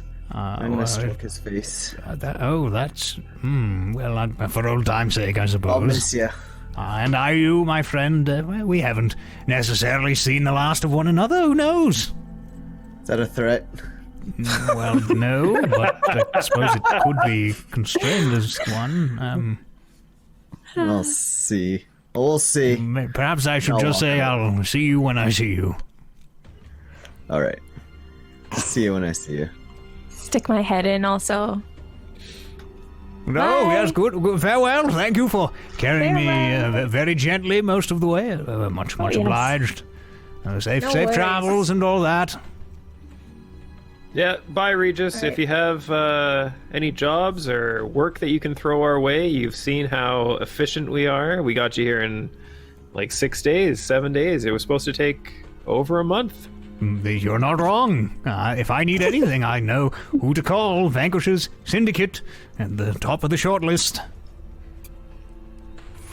Give him a bit of a salute through the door, and then, all right, let's get out of here. I'm gonna wave at George and the doctor. And as you do, George is, "Oh, hey, it's nice to meet." And the doctor, you just, "Stay focused. You're missing the line." And he goes, "Well, take care. He just gets back to what he's doing. I'm gonna follow Holden out. You emerge back into the City of the Dead. This empty, massive graveyard area of the city. Still is early afternoon, if even that. You get 1 or 2 in the afternoon, maybe. And let's stop for a quick break here at this point. Sweet. Let's resume then. Syndicate, you are back in the City of the Dead, having just emerged from the lair of Regis. It is mid-afternoon. You have a couple, or loose destination, I guess. But the day is yours.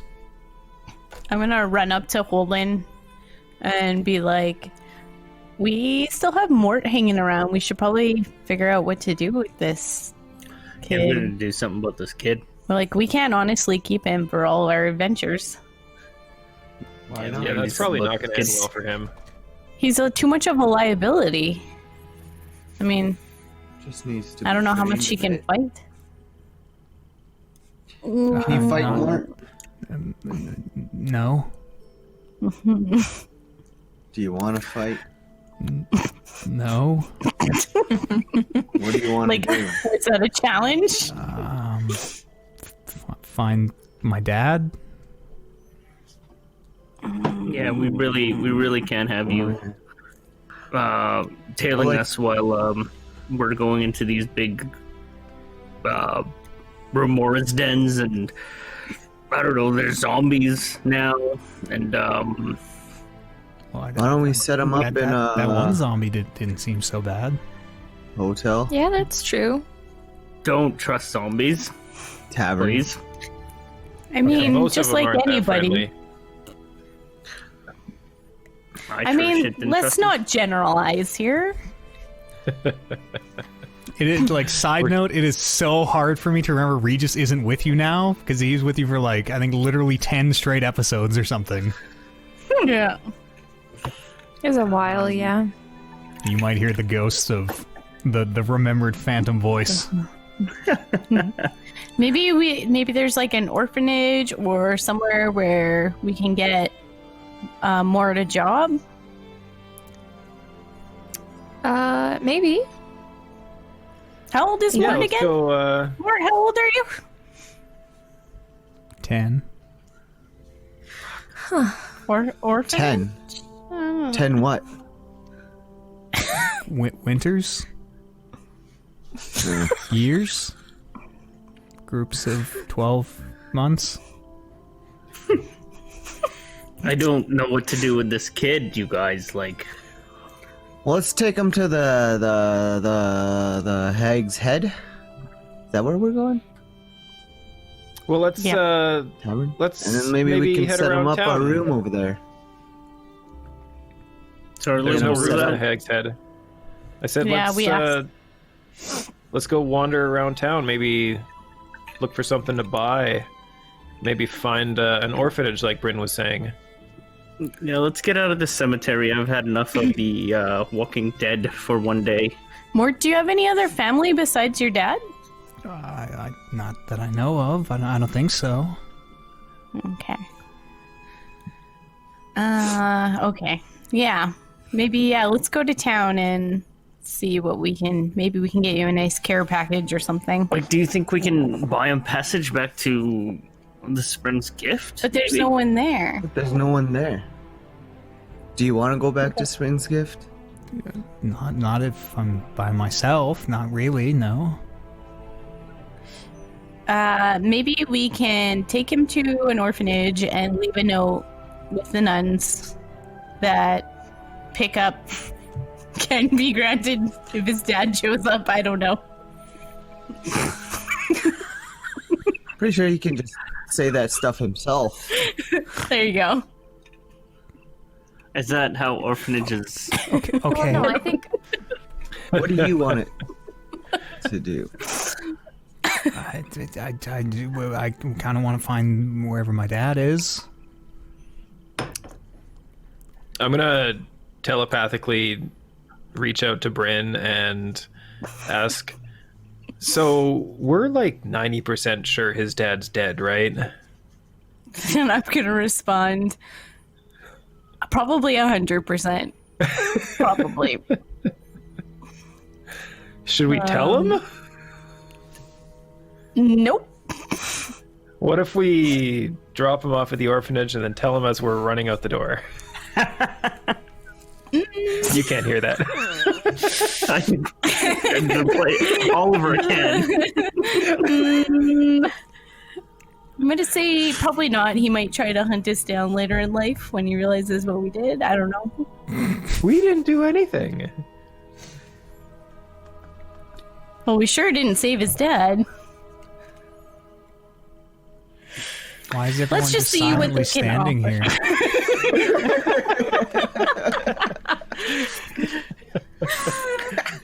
Okay, We like we're to just... think things through. Yeah. I'm just considering our options here, and Mort, wouldn't you want to hang out with some kids your age, maybe? Do you want to become a warrior, Mort? No, don't listen to him. Maybe. So the only way you're going to find your father then is for you to pick up the sword and shield and start traveling. okay. not with us though. Oh. Just by himself. Okay. Let's go get you a sword and shield. Oh, good lord. Okay, let's gonna just take check him. out the He orphanages. repeats himself. Oh, okay. I'm going to get Mort a sword and shield. Sure. So you're looking for a blacksmith, Yes. or a weaponsmith, or an armor forge. Yes. Okay. What's everybody else looking for? Yes, these thoughts of Jack. Yeah. Yeah, Kind of Just bounce thinking around about your Jack. guys' minds. yeah, Jack I did wonder well. what happened with that kid. yeah. I don't know. Hopefully he's not dead somewhere. We sort of just left him. I mean, Yeah. Hey, maybe he's in Waterdeep and we can give him this other kid and he can watch over him. Why don't you put a little message in the sky for Jack to show up at the exit? I can do that tomorrow. Okay. Maybe Gary as well. no, Gary's not here. Gary! Okay, so if Turmeric is heading off to find a blacksmith, I guess I'll follow. Sure. But what if we... Bryn Anybody kind of else? like... is just gonna storm or begrudgingly follow and just be shaking her head. Sure. What Where is Bryn keeping her? What is she doing with your cards? You have your cards now. Like where do you keep them? Just in your bag? I'm keeping them in with my spell book in like a bag in a side pocket, really close to my left side. Okay. I'm gonna sort of walk with Bryn and be like, "Hey, what did you guys talk about, you and Regis?" Regis just wanted to offer an opportunity for me to study a little bit with him. So I took it. That's what you want to do? Well, he's testing me first. Necromancy, I don't understand it. I'm very wary of it. I mean, I know you sort of fancy it, and you have a very big interest in it. And if that's what you want to do, that's all good with me. But just know that it's a very powerful and very dangerous aspect of magic, I suppose. I'm sure you understand that. I understand why you're weary of it, but as Regis said, like, that form of art, like, magic is magic. It's neutral. It's how the person uses it, not good versus evil sort of magic. I think you're kind of looking at it the wrong way just because we experienced it in a bad way. Yeah, and the way he mentioned how a sword is not inherently bad or good, it's definitely the intent of the person wielding it. That kind of put it in perspective. That put it in two terms that I could understand. Mm-hmm. But I mean, that's just me. Like, you know me. I know that you're very hesitant about it. I just want to reassure you that I'm looking to use it for a good purpose, but it is not something that I plan to go out and promote right now, just because the way that the world is, the way that it is, and how they look at it. Is there people around? The streets are full. Yeah, there's. Okay. You're brushing shoulders. A lot of people. Loop and Lily, where are you guys gonna head? I'm just walking with everybody still. Just I was kinda gonna say, Okay. yeah, as Holden and Bryn started talking about necromancy, I'm gonna kind of raise my voice really loud. Like, turmeric, how about when we get back to the inn later, we I don't know, let's have an arm wrestle, trying to like mask their conversation. Sure. Good job, Lily.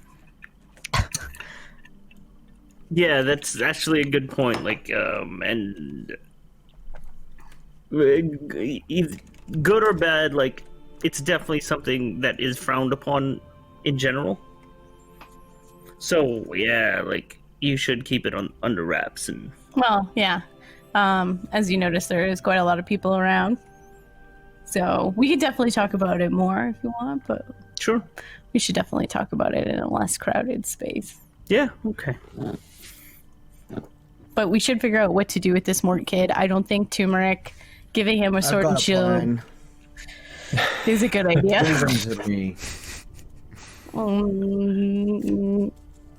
He's got a plan. All right. Well, I guess we'll go suit with this.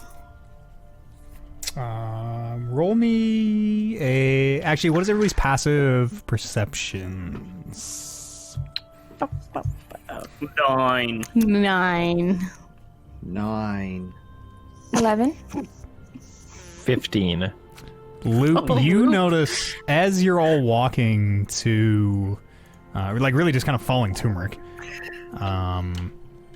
You notice this. This building. It takes you a second to realize what you're looking at. It is a shop or a building, which at first you're like, you look at it looks like a building that's fallen over. And you're like, oh, it's a collapsed building. But as you take a second look at it, it appears to be actually constructed to resemble this. It's supposed to look like a giant sword. You kind of get the sense plunged into the ground, but it's really like sagging to one side, and it is quite poorly built. You don't notice a sign on this shop, but you do notice there is a little board, like a blackboard, hanging at the front, and the words "Vanquish Your Syndicate" catch your eye as you are scanning it over, which causes you to kind of look further at this place. I shouted at everyone, and did we haven't been here before, right? Don't think so. I have it. Water deep? No, Nope, never been. Water deep? No, why? because look at that thing, and I point to the sign. And as you look a little closer, it appears Looks like a to sign. you, you're not really sure what the nature of the sign is, but it definitely says "Vanquish Your Syndicate." It appears to have several other kind of names, famous hero or group names that you recognize.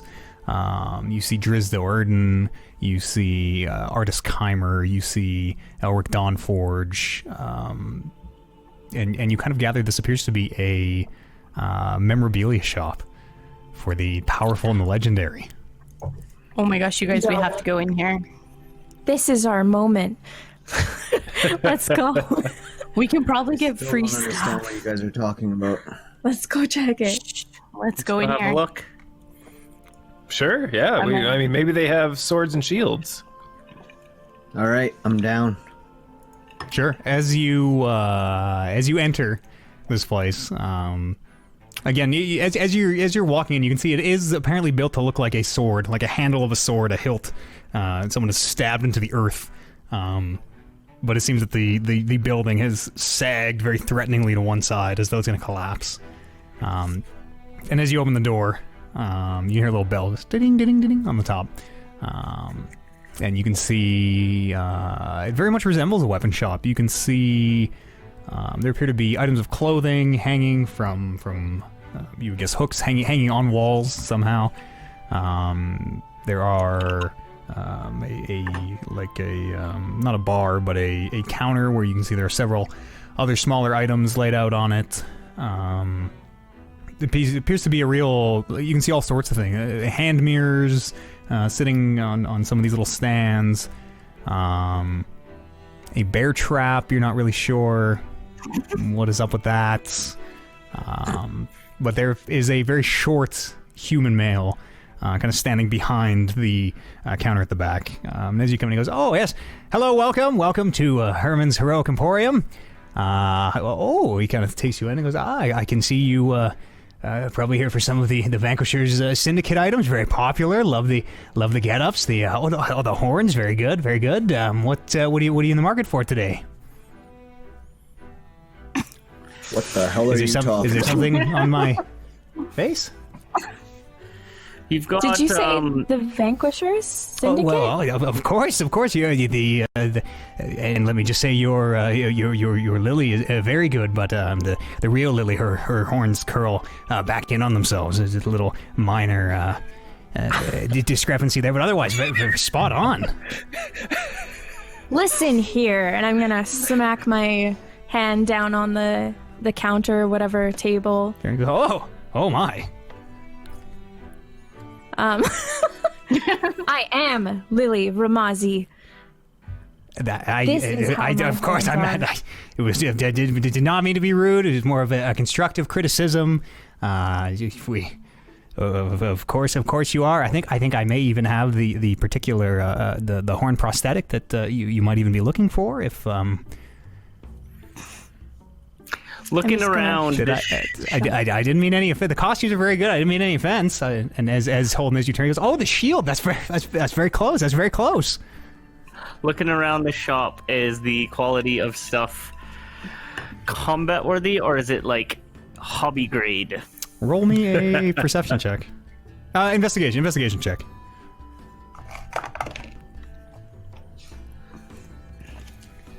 That's 11. 11. Some of it like seems to vary item to item. As you're kind of looking over it,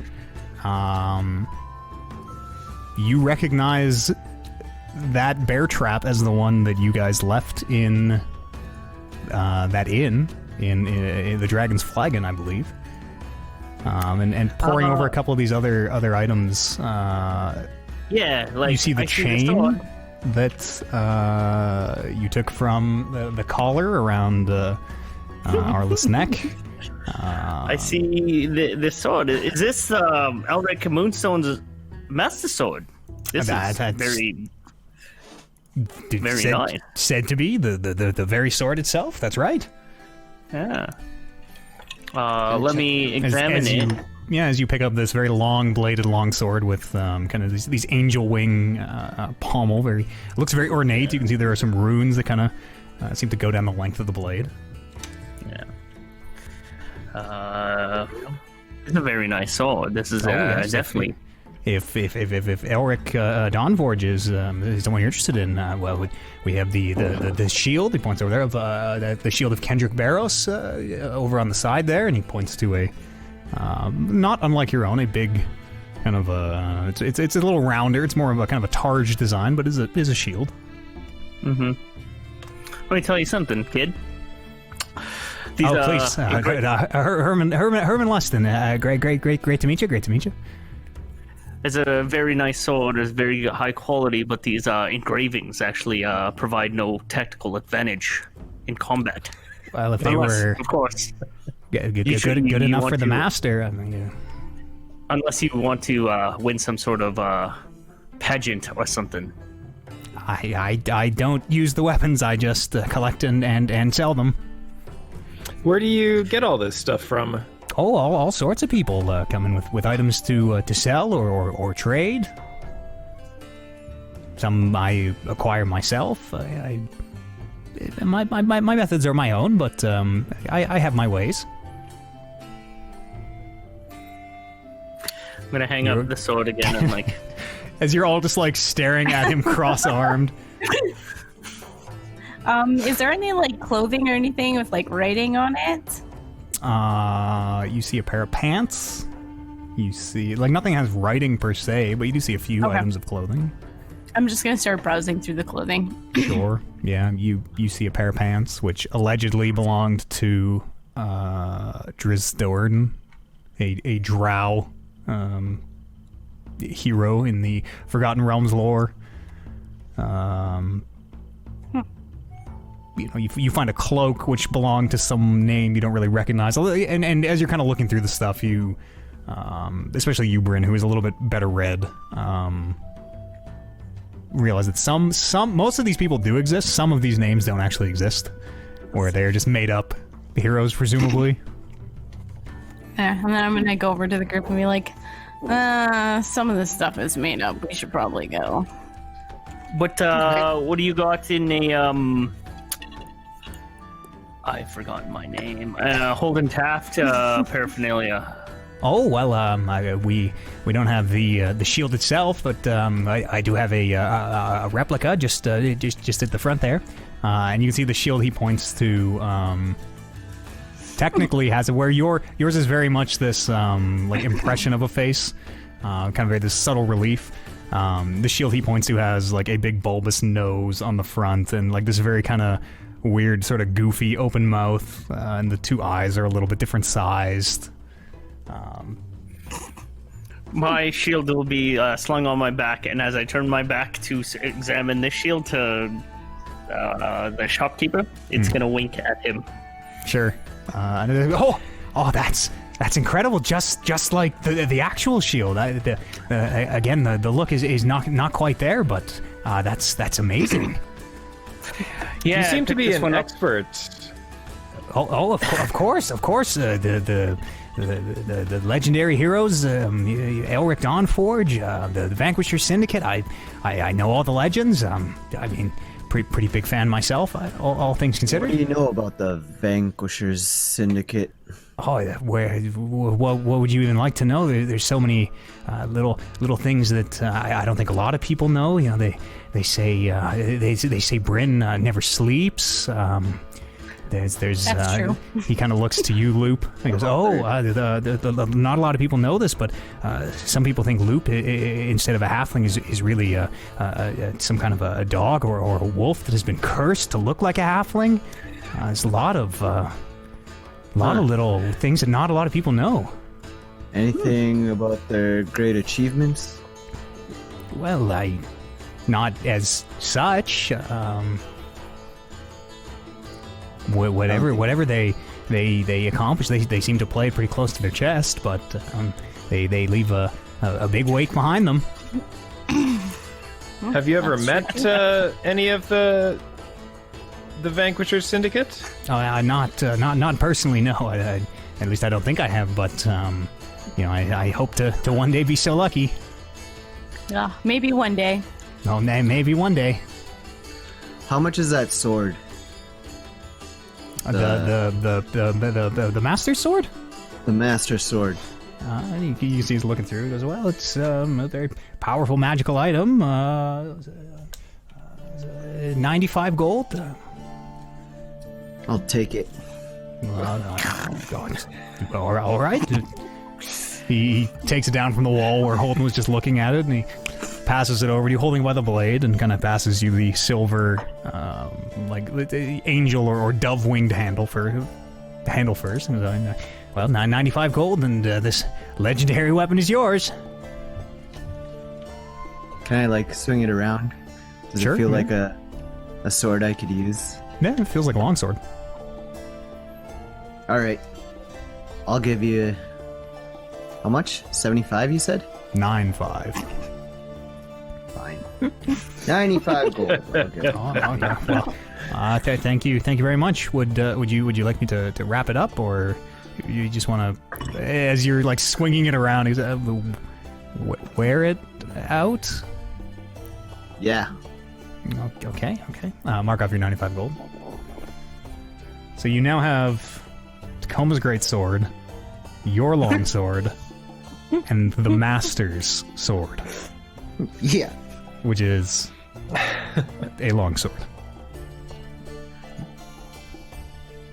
So tell me, Herman, you said, do you have any interesting magical items for sale? Anything that maybe was owned by one of these great adventurers over the years? Oh, I of course. Magic of the item notwithstanding, I don't test or use any of the items myself. But he pulls out the pair of pants. He goes, "Well, these pants." It said that Drizzt himself wore these pants on multiple occasions. Could be magical. And you can see, kind of tries to rip them. He goes, they seem magically tough to me. Could be. And you can see as you're kind of looking at them, these full-size person pants. Okay. I can tell it's not working. I can tell it's not what you're in the market for. How about this? Picks up a comb. He goes, this comb said to be used by artist Keimer, the legendary was some kind of a frost giant. I'm not sure. Thought about calling it artist Comer, but could be magical for all I know.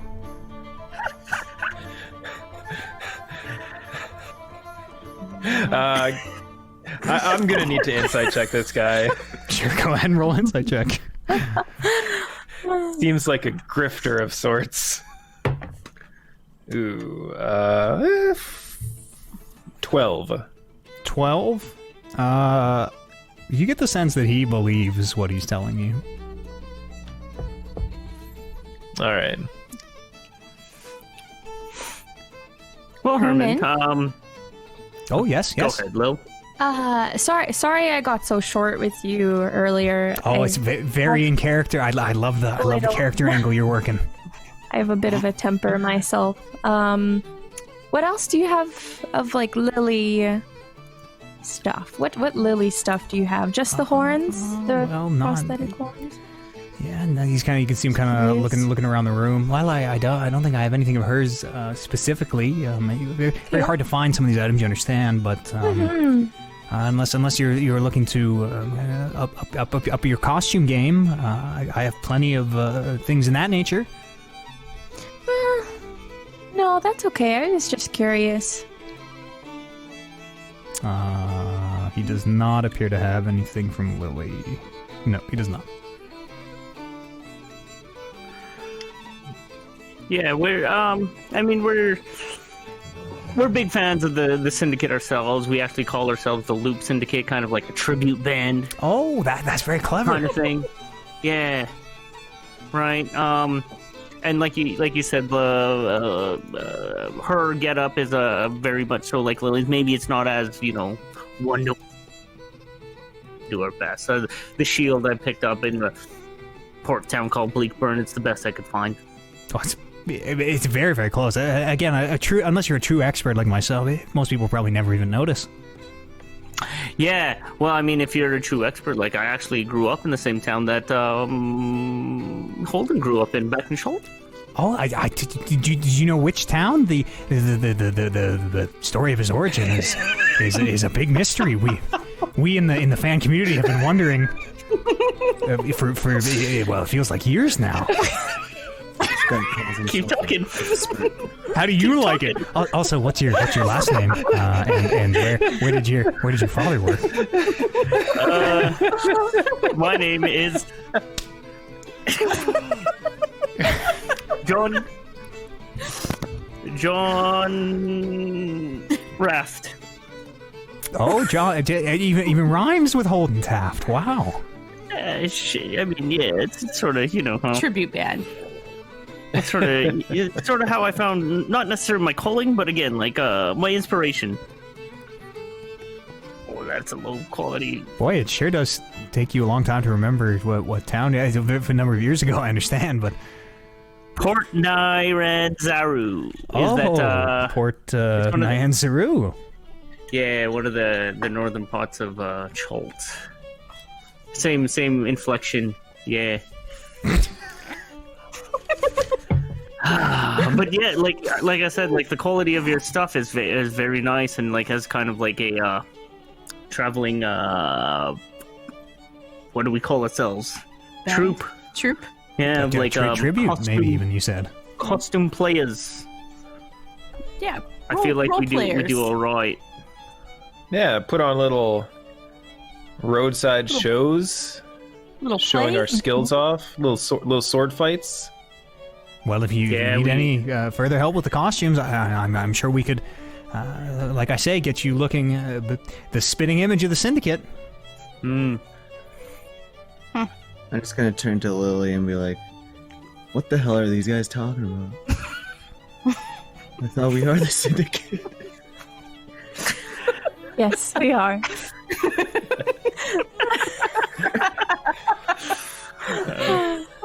Hey, Bryn, check out this little spell book that he has. It's really just a blank notebook, but it says Bryn's spell book. It does encrypted as well. Yeah. You can only well. If you squeeze a little lemon juice on it, the ink appears. It's very clever, just like the real Bryn's spellbook. Very clever. I'm pretty Lemon sure encrypted. I heard the real Bryn uses an encrypted spellbook, like just a whole nother language, though. Well, again, a lot of people think that it's a very, very common misnomer about Bryn, but no, it's you squeeze a lemon on the old spellbook, and it's all there, plain as day. I mean, yeah, people say a lot of things. Oh, it's my job to sort the rumors from the facts and only bring people the best and most authentic memorabilia. And what kind of other Bryn stuff do you have in stock here? Oh, well, I have a potion bottle that she herself drank out of. A bag that once had gems that I gather she sold. Interesting. That seems to be about it, unless you're looking for more costume centric stuff. What do you have of tunic stuff? Well, no items for turmeric, unfortunately. But I do have the tusks. We can get the top tusks as well, if you'd like to really make that costume pop. That's it? That's all you He's got? not a very popular one in the group. I mean, he wears pants is all he wears. And he only wears it's pants. not like they have a replacement shirt for you or something like that. Replica shirt. Yeah. Alright. This sucks. Here's a little, I'm gonna go. from Explain one this enthusiast to story. another, Herman. Bryn's stuff should just reek of fucking strawberries, by the way. I've heard that too. Oh, Yeah. Smell like strawberries. And then I'm gonna cast Prestidigitation as I lean in. Oh wow, that's incredible. But again, that's another myth. She doesn't smell of strawberries. She can't smell strawberries. It's very strange. It's a smell blind spot. Very unusual. I'm gonna, as Bryn, just start laughing and then turn around and walk out of the store. Oh, thank you very much for your patronage. Enjoy the sword. Hey, So did you hear that? Did you hear that Loop can communicate telepathically with people? I've never heard that one. No, that I don't. As far as I know, I don't think that one's true. And then I will communicate telepathically with him. No, I'm pretty sure it's true. You can see his eyes kind of. And then I will turn I'm into definitely... a wolf and follow Bryn out the door. Sure, and as you do, goes, oh wow, it'd be better if it was a dog, but that's very close. All right, I will turn into a dog, and then as I'm leaving, I will lift my leg and mark my territory on his door. Sure. As he goes, oh no, wait, okay.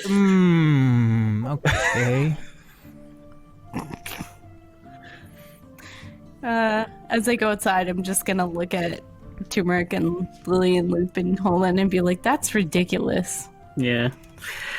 All right, Elves Herman, good completely day. smell like strawberries. That's I ludicrous. feel like we should be getting, and telepathically to Bryn, I feel like we should be getting some sort of commission on this stuff if this guy's making money off of our name. Just gonna be shaking my head and nodding. I don't know, you guys. I was kind of flattered by it. It's... I mean, at least we know our name is out there. Yeah. That means people are looking for us. Yeah, well, I mean... More that's job not always a good opportunities. thing, but, as a kid, he really fancied heroes, and I mean, he had us up there with Elric Moonstone and all the others. Also, Turmeric, you were supposed to buy stuff for Mort. What? You were supposed to buy stuff for Mort. Oh yeah. How are you gonna buy Sword him stuff and now? a shield. Mort, do you want to try my longsword out? As you pull sheer, which is like a 4-foot long blade out, which is my taller other than. one. Oh, okay.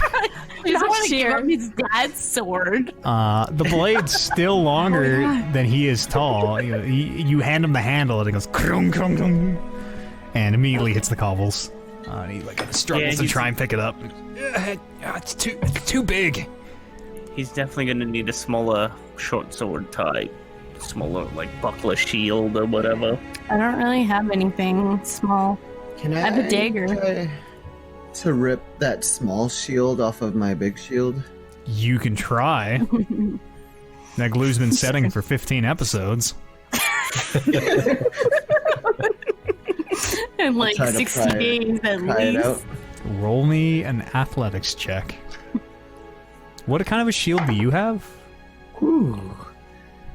It's like a round shield with like another smaller round shield. Wood, iron? What are we talking about?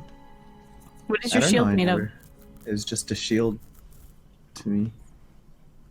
Okay. Make it up right now. It will say it's iron. I don't think Turmeric knows the difference between wood and iron. It's a shield. A shield? It's round? I rolled What'd you roll? 24. 24. You are able to pry most of it off.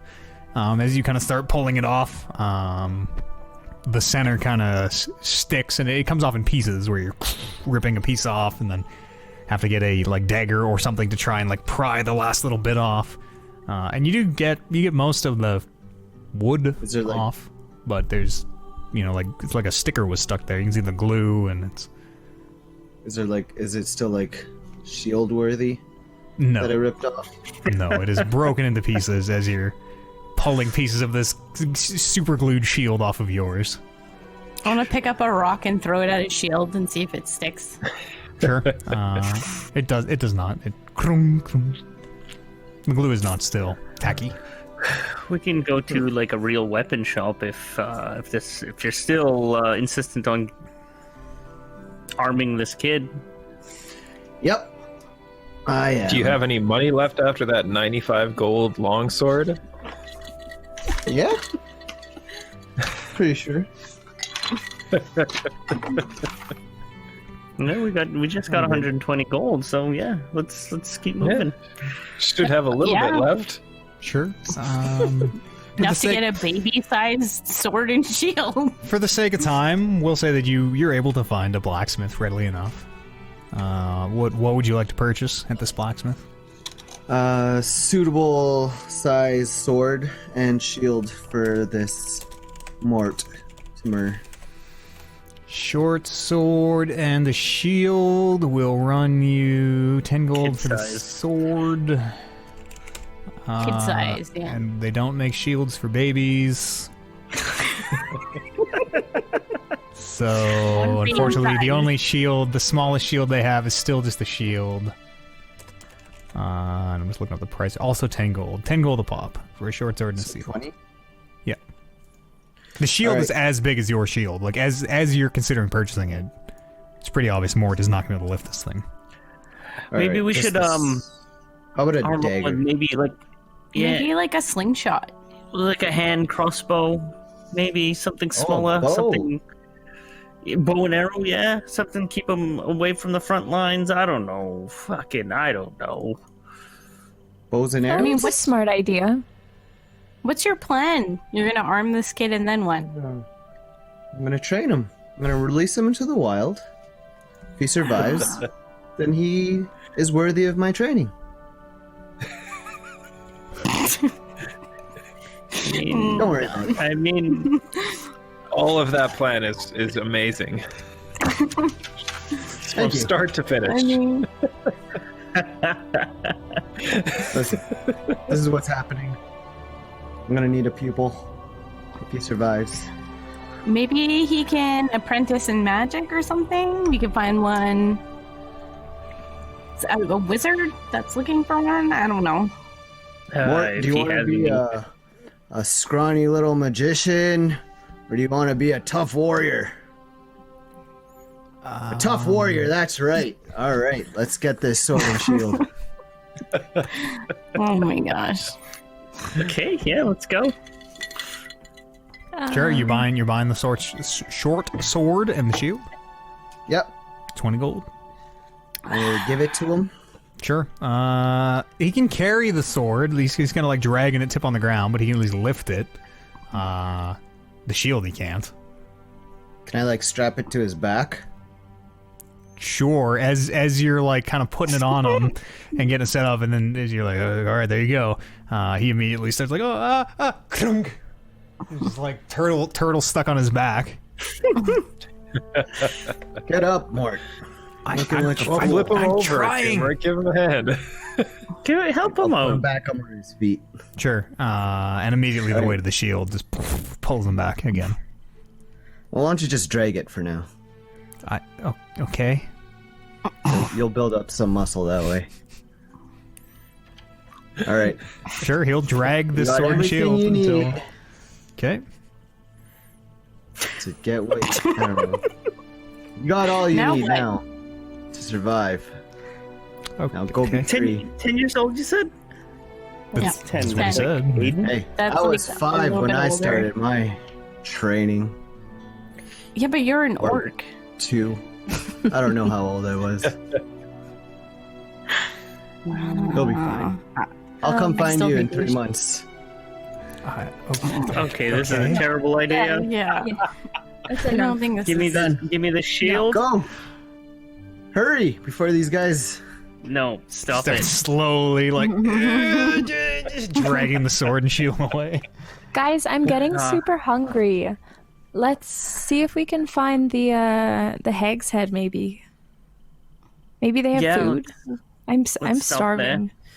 Now let's stop there and then see if they know of any orphanages nearby. Yeah. Well, we can probably find one along the way. Just asking around for some people. Around? Sure. Let's just check in on. Yeah. Yeah. Okay. Yeah. I'm gonna start asking people in the crowd if they know of any orphanages nearby. People are. I mean, they know. We don't Before- roll for this. Sorry. Before we move on, I'm gonna grab the shield and the sword from Jack. Nope, not Jack. Mort. I'm gonna push it put it into push it on Tilric, and be like, listen, this is your idea. You were training him, you were feeding him, and if he shits, you're picking him up. This is your responsibility. And if he dies, you will bury him. And if he dies, we'll bury him. I got the reference. Yeah. Okay, and then yes, let's move on. Sure. I got it. So, Bryn, you are able to. People tell you, there are a few kind of places for orphans to be taken in the city. None of them, like the way that people kind of tell you, like, well, there is the orphanage wherever. You got no other option. You get the sense that these are not They're, like, sketchy. nice places. Yeah. Okay.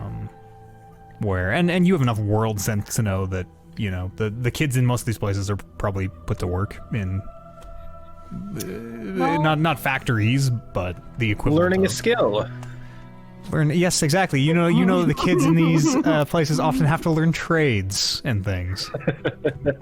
Okay. Well, let's head to I'll wait to head to the Hag's Head first, Sure, and we'll take more with us sure. along the way for now. You as you're kind of asking directions to the Hag's Head, you do get a few raised eyebrows, which you're not really sure what that's about. But people are able to direct you back kind of towards the docks. Apparently the Hag's Head is a sort of a rundown tavern / inn in the docks area. It's an inn. Hmm? It is an inn? This is what they tell you, yeah. Oh, okay. And following their directions, you come to where you gather the Hag's Head should be, and you kind of put together that maybe these raised eyebrows were the place appears to be condemned. The roof seems like it collapsed into the building. You're not sure when, some time ago. These huge beams that held up the ceiling block where the front door would have been. The windows are all shattered. Most of the walls are missing, and you can just kind of see into the space. Does it look like it was just old and weathered, or is there fire damage or a different type of damage? Make an investigation check. Ooh, 10. 10? You do see a bit of charring around some of this wood. It does seem that whatever happened, a fire resulted at some point. Fire damage. You know who loves fire? Our little friends. Desk, yeah. Yeah, our friend Desk. They keep showing up. Shit, I forgot about those guys too. Do you think it's worth going inside and investigating anyways? They didn't know we were coming here, though, did they? I mean, they shouldn't have. No. I mean, we keep coincidentally running into them as we go town to town. Is it is it completely destroyed and kind of collapsed, or is there? Could we go in and have a look? There's not really any inn to go into. It is collapsed, where a little bit of the wall remains at some point, but you can see the entirety of the first or of this bar or whatever it once was. I'm seems just to be gonna- just rubble. Just gonna yell out to whoever's around here and just ask, does anyone know what happened to this tavern? And you see one of the dock workers kind of stops and looks at these. Oh, but burned down. What was it? A couple months ago now, I think. And then he carries on his way, like stops for a second and like gets no response and just keeps on walking. Oh, kind of rude. Thank you. All right, no problem, no problem. Do you want to maybe detect magic on it? Do you think like this is a ruse of sorts? Yeah, maybe Because- maybe we'll find a different tavern. Sleep for the night, and maybe check into it tomorrow with a little detect magic. Okay. Marshall did mention the back door. There's a staircase in the back, I think he said. Is that what he said? Yeah, Yeah, like we that's can true. swing around Maybe- the back and take a look. Maybe it's still there. Mm-hmm. Yeah, let's swing around the back and let's have a look. Okay. We'll walk around to the back of the building to see if Sure. there's any sort of doors. There does appear to be a cellar, or there is, looking for a staircase. You do find in amidst the rubble. You kind of have to go into the building itself and duck under some of these beams. But there does appear to be a staircase down to what you would assume was once a cellar. Lily, you smell anything? Can Any people? I check if I smell or hear anybody? Sure, roll perception check. Maybe down. I'm going to cast guidance on her before that to Okay. get a D4 to add to that roll. Okay. Make sure you listen really, really good. Okay. Really hard.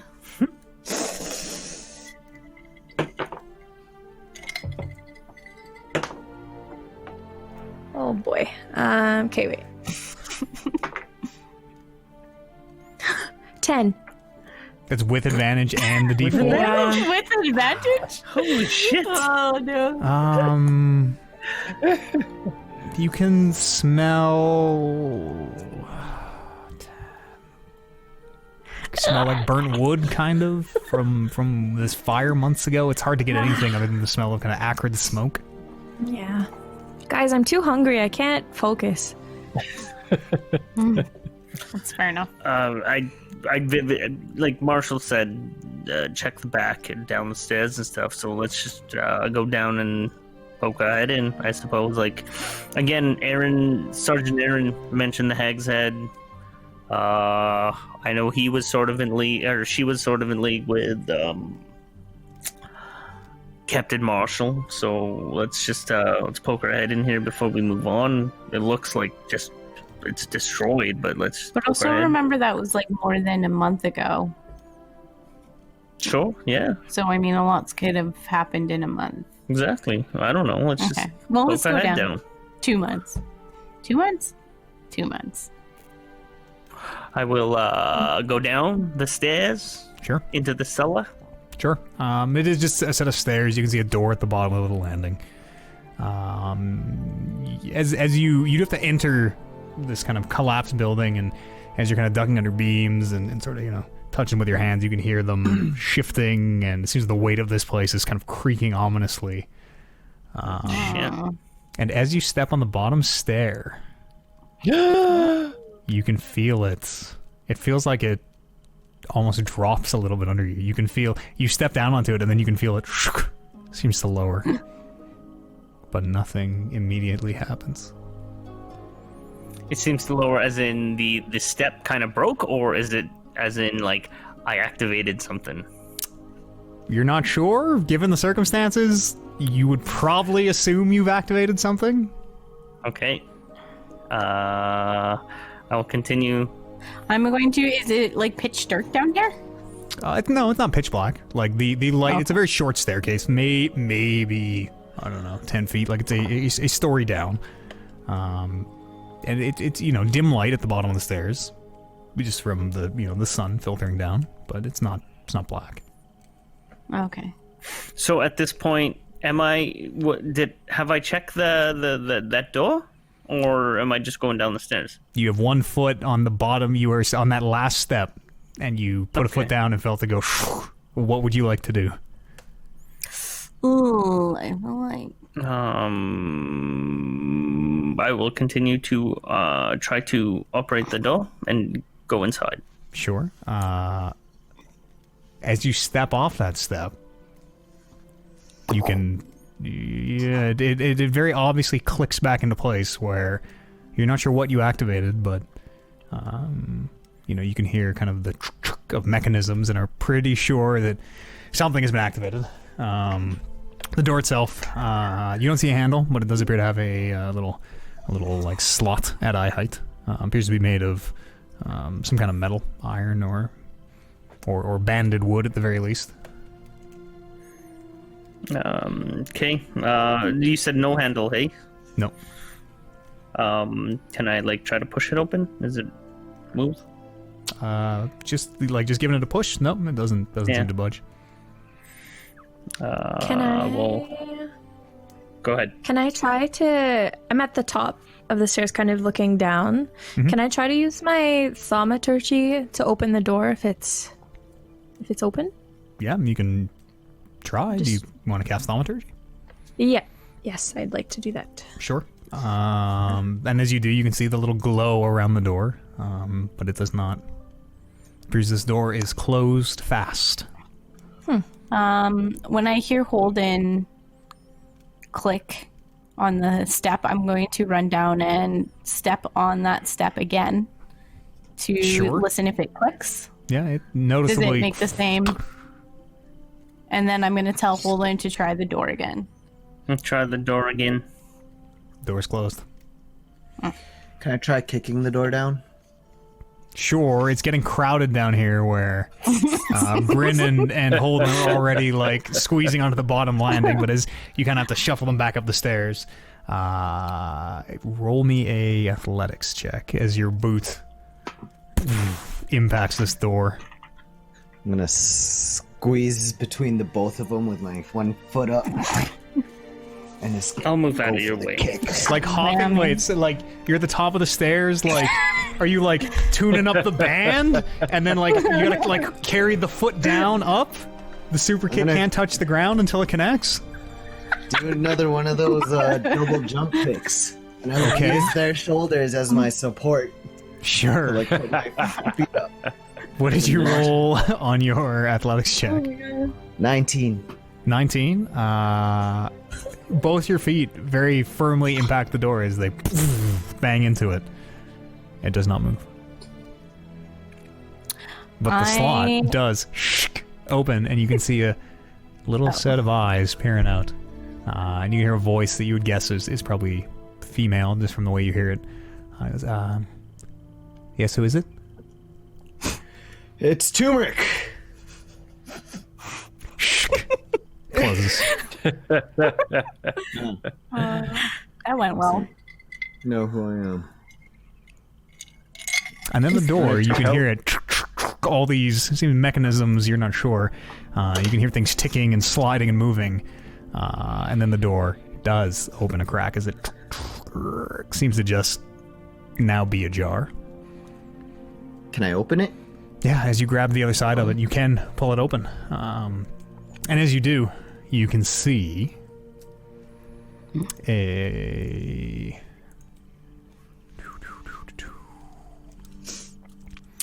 you can see this door opens to a very large. You're kind of surprised at how big it is. You would guess maybe 50 feet by 50 feet.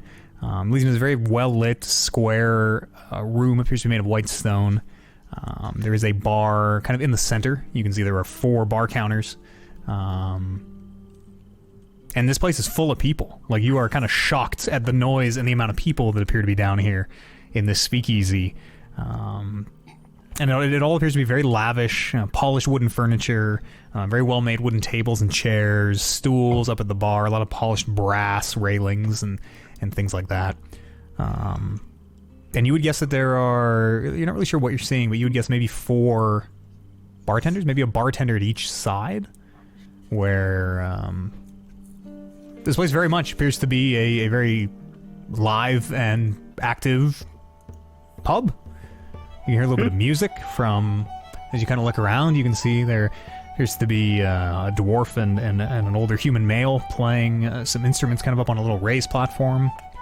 And you can see that this kind of shorter, she's either elven or half-elven, this blonde elven girl who opened the door for you, is kind of gesturing with her one, is giving you the old, like, enter thing, gesturing with a hand. I'll shake her hand. Sure, and as you do, she kind of brings her other hand around to, like, make it into a handshake and goes, thank you? And I'll head to the bar. Yeah, sure. I'm gonna say, this is my kind of place. Come on, Lily. And then I'm gonna grab her over the shoulder and head on in.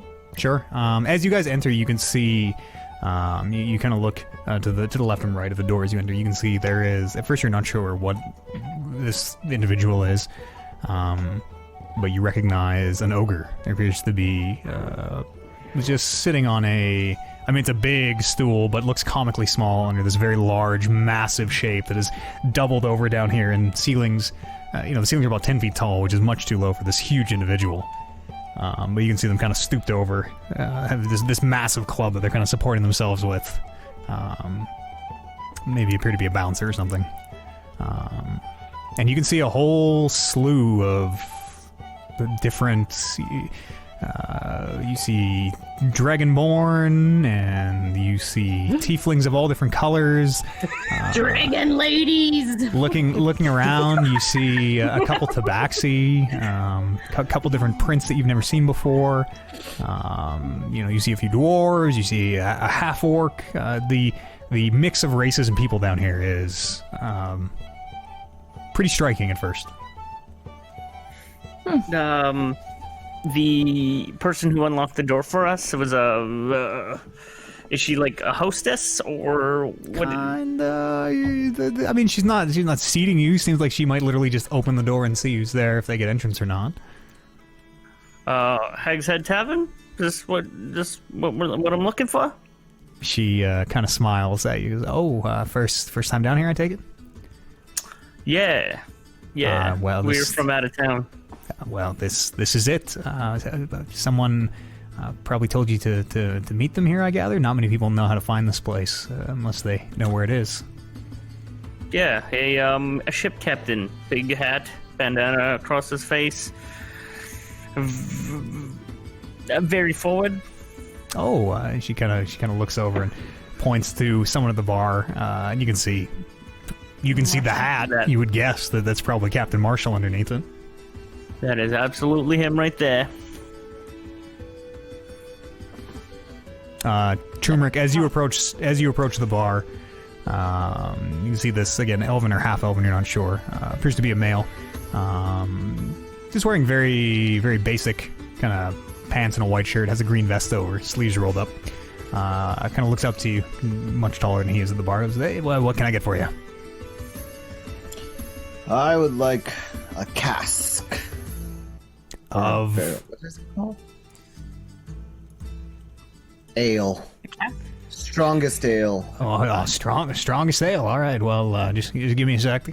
And you can see he talks to one of the other people behind him.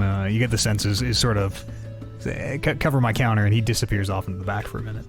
But he does eventually come back after a couple minutes with. It's not huge. It's a little like a micro keg that we have here on planet Earth, little barrel that he, with no small effort, kind of puts it up on the counter and goes, all right, there you go, and kind of looks at you expectantly. Thank you. Well done. You're welcome. Okay. Hey, you need a... Is your throat okay? Oh, here's a 5 gold. Oh, thank you very much. Wow, so generous of you. Thank you very much.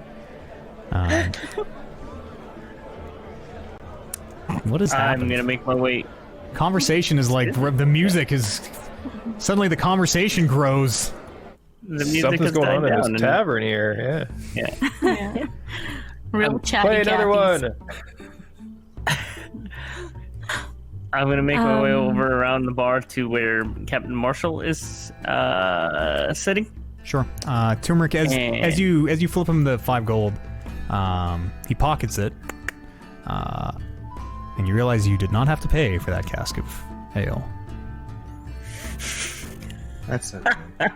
I'll just keep an eye on him while Sure. I drink my. Yeah, no, not that like he never asked you. He clearly pocketed it as a tip, but it strikes you as a little strange that you were never asked to pay.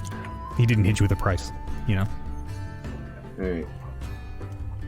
I'll put it down and be like, "Hail, Rodney, for your kindness."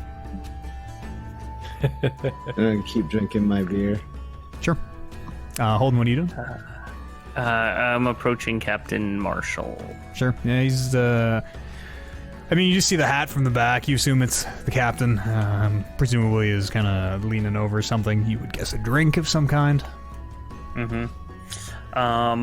You said it's like really busy in here, hey? It's not like businesses, super people. packed, but you would guess there are maybe 30-ish people in here, Okay. somewhere between 20 and 30 people. Like, you were shocked at the number of people in this speakeasy. Yeah. I'll approach him and greet him and be like, Captain. There, and he kind of pushes his hat back and he goes, "Hey, you found the place." Yeah, it was a little sketchy up top there. But, Well, you look for the stairs like I told you, and here we are. Yeah, perfect.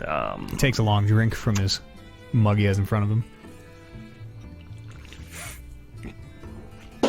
What can you tell me? Our acquaintance in Waterdeep, in Baldur's Gate, told us to look out for this place. What sort of thing can I expect from a place like this?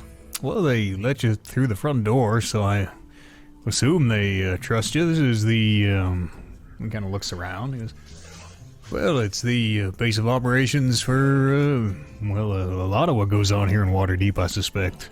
You heard of the Highwaymen?" You had mentioned the Highwaymen one time. Oh, right, of course. Against my better judgment, as I recall. A little bit of a misspeak, as it were. Well, this is, from what I gather, their kind of base of operations. Although, it'd be kind of stupid, I think, to trust anything they tell you at face value. That door up there, I imagine they just don't let anybody in? Well, not just anybody. Surely somebody looked at you through the slot. There's something with that bottom step that I don't truly understand, but I think that might be involved somehow. And if you didn't hear, the drinks are free, so well, help yourselves. You can see him kind of gesturing over to a bartender. He goes, "How do you two over here?" Yeah, well, what I mean by that is that I don't know. She asked no questions. She said nothing, but she let us in nonetheless. I mean, Well, was it she stands to expecting us? reason that these highwaymen probably seen you coming long before you got here. We're not really that conspicuous. Now that you mention it. Yeah, inconspicuous. I think you might be that conspicuous. Yeah, I guess. So that's kind of put me in a defensive stance. Who are these people? Well, I mean, nobody's really sure. Part of what makes them so mysterious, I suppose, hide their numbers in plain sight. But, pardon me, a group of, just between you and I, most people think there's 4 of them. I think there might be 1. I don't really know, but a group of individuals who kind of runs this little, kind of looks around. Well, this little disjointed family we got down here. These are the people you work for? Well, the highwaymen themselves, yeah. And everyone here works for them? kind of looks around. Well, if they don't work directly for them, they work for someone who works for them. If you need a favor, these would be the people to ask. Probably whatever you need, I'm sure they can get you. Well, maybe not free, but we tend to help each other, all kind of working at the same purpose. Yeah, well, Aaron down in Waterdeep, at the other big city, Baldur's Gate, and where we first met. Yeah, she gave me the heads up to come here and well, we're looking for a person, and she said that this would probably be the first place that we should stop in and ask. Well, that's right. You said you were looking for like a Nicole Kelder, I think you said it was. Nicole Kelder, that's right, a little gnome. Well, if there's anybody you can find one person in all the Waterdeep, and the Highwaymen would be a good place to start. I look around, are they here? Are they here right now? Well, there's usually one of them here at the very least. Are you gonna make me guess? Well, I mean, I can't really speak for them. It's much more of a you don't really get in touch with them, they get in touch with you sort of a situation. I would assume that they know you're here. Obviously, they let you in if they want to meet with you. I would assume an agent of theirs will present themselves before too long, if they haven't already. I saw, not me, I saw your eyes light up, and it's a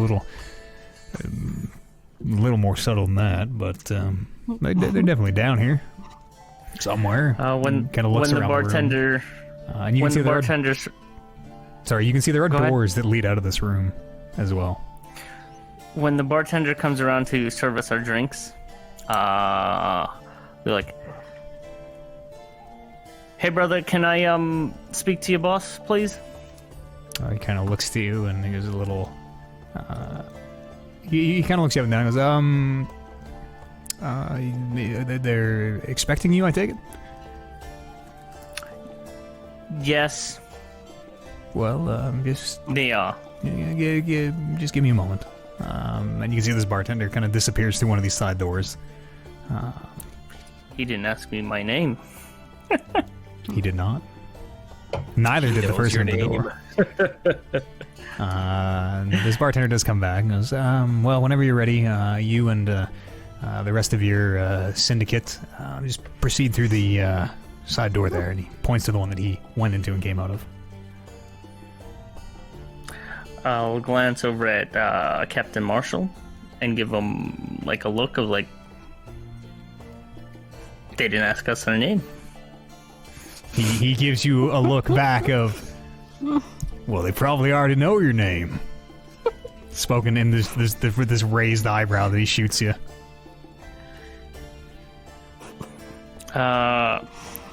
Is everybody around to hear the conversation? No. Guys? Well, this is all happening. I'm at the bar, and I'm gonna approach a dragon lady and be like, "What's a beautiful dragon like you doing in a hole like this?" This very tall dragonborn. This person appears to be mostly human for the most part. A little bit of kind of sort of bluish tinges towards the extremities where the scales kind of overtake the skin. But it appears to like her face is very draconian, where it's almost completely scaled, and her features are a little snake-like almost. She kind of looks down at you and goes, "Well, in this very like deep velvety voice, well, just stopping in for a drink, looking to kill a few hours. If she kind of raises an eyebrow, if you got the time." I mean, all I have is time. She kind of you can tell that she's kind of seems to be smelling whatever scent is I'm gonna around you. do my prestidigitation down below and try to like poof more strawberries. Sure. And she goes, seems to be like, like looking around for where it's coming from for a second. I'm like, us elves, we get that. Oh, hi. It's between you and the elves, I think they smell a little bit like strawberries. I hear that all the time. I'm on the other side. I ordered something to eat from the bartender. Yep. And I'm just listening to this conversation. Sure. Eating whatever. Yeah, bartender brought you back kind of whatever they had to offer, some pork and vegetables and potatoes and things. Did not ask for any payment. Cool. I'm gonna be like, Lily, I will be right back. And then I'm gonna tell her, watch my things, and I'm gonna give her my bag with my book and my cards, and hand her my stuff, like Sure. in a bag though. Sure. Around And then I'm gonna- like you were sitting on either side of this dragonborn, so you gotta be like you're leaning back and like hold my stuff. Yeah. Yeah. I'm just gonna like toss it at her. Got it. I'm just gonna keep I'm shoveling. gonna be like, and then I'm gonna go to the dragon lady. Let's go find a room. This dragon lady stands up and heads to one of the doors on the outside, kicks it open, and gestures for you to follow. Following. Great, sure. That'll be the last we see of Bryn and the dragon lady for a period of time. I'll She's gonna fucking murder you all by yourself. just from where I'm standing with Marshall, I noticed that she walks off. I'm like, huh. And Marshall, I've seen that happen. He goes, huh.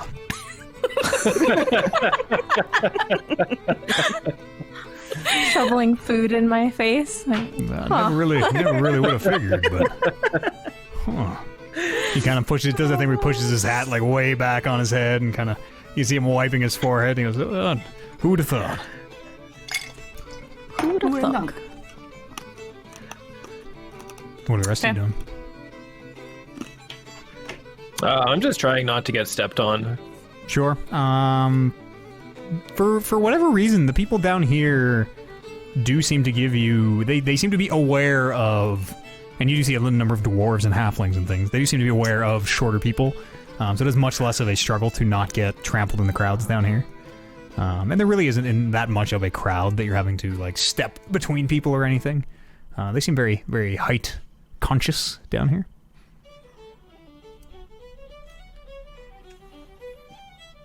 You're all eating and drinking. You've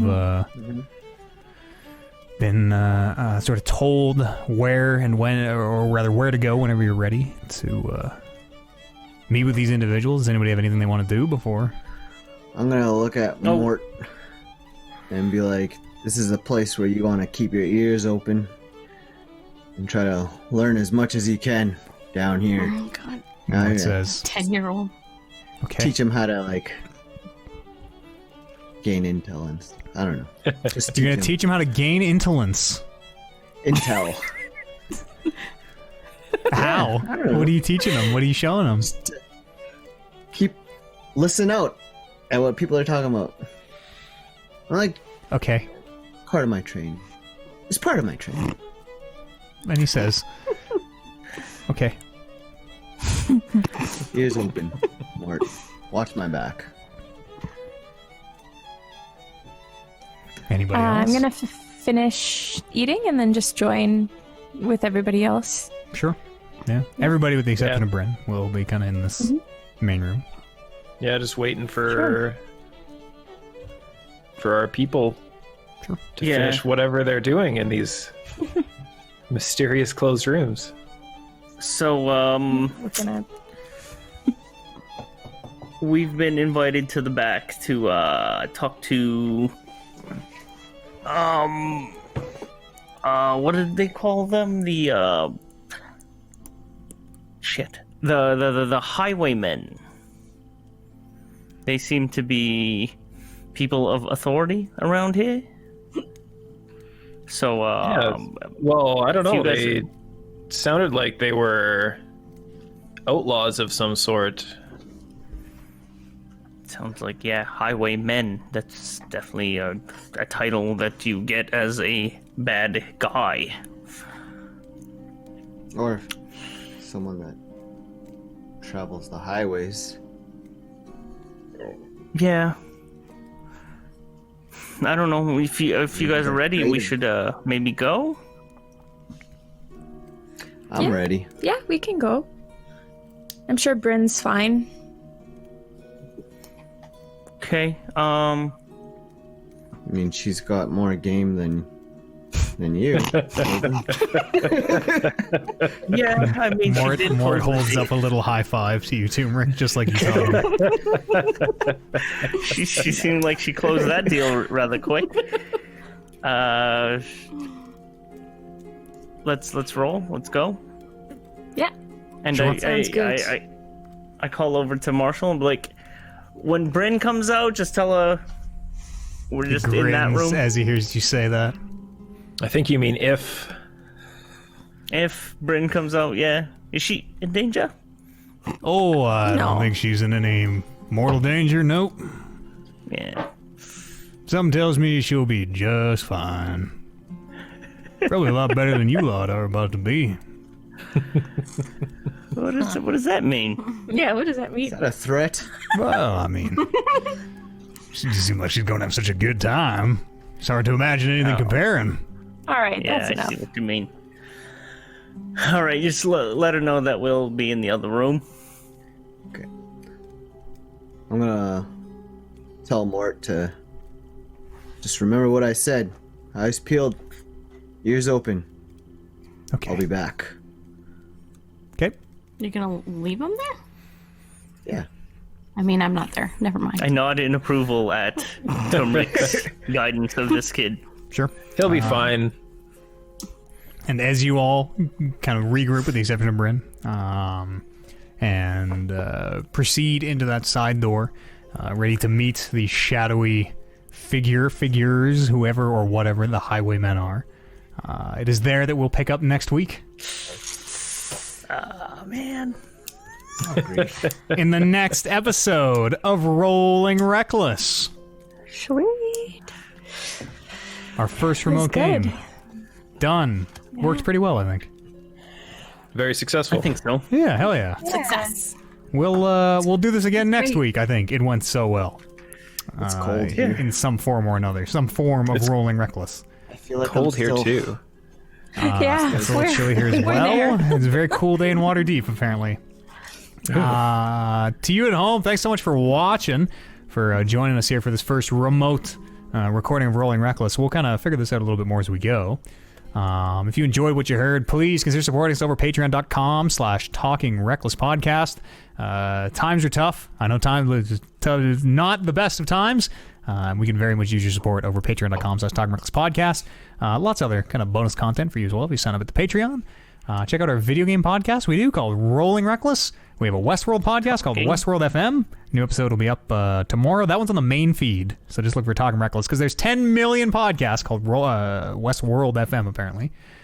I think that's all I have to say, other than thanks very much to Oliver.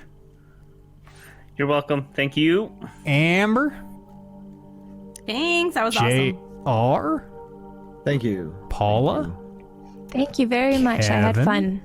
Thank you. And you at home, thanks so much for watching. We'll see you here next week. If not sooner, it'll be the next episode of Rolling Reckless. We'll see you then. Woo. Rolling Reckless!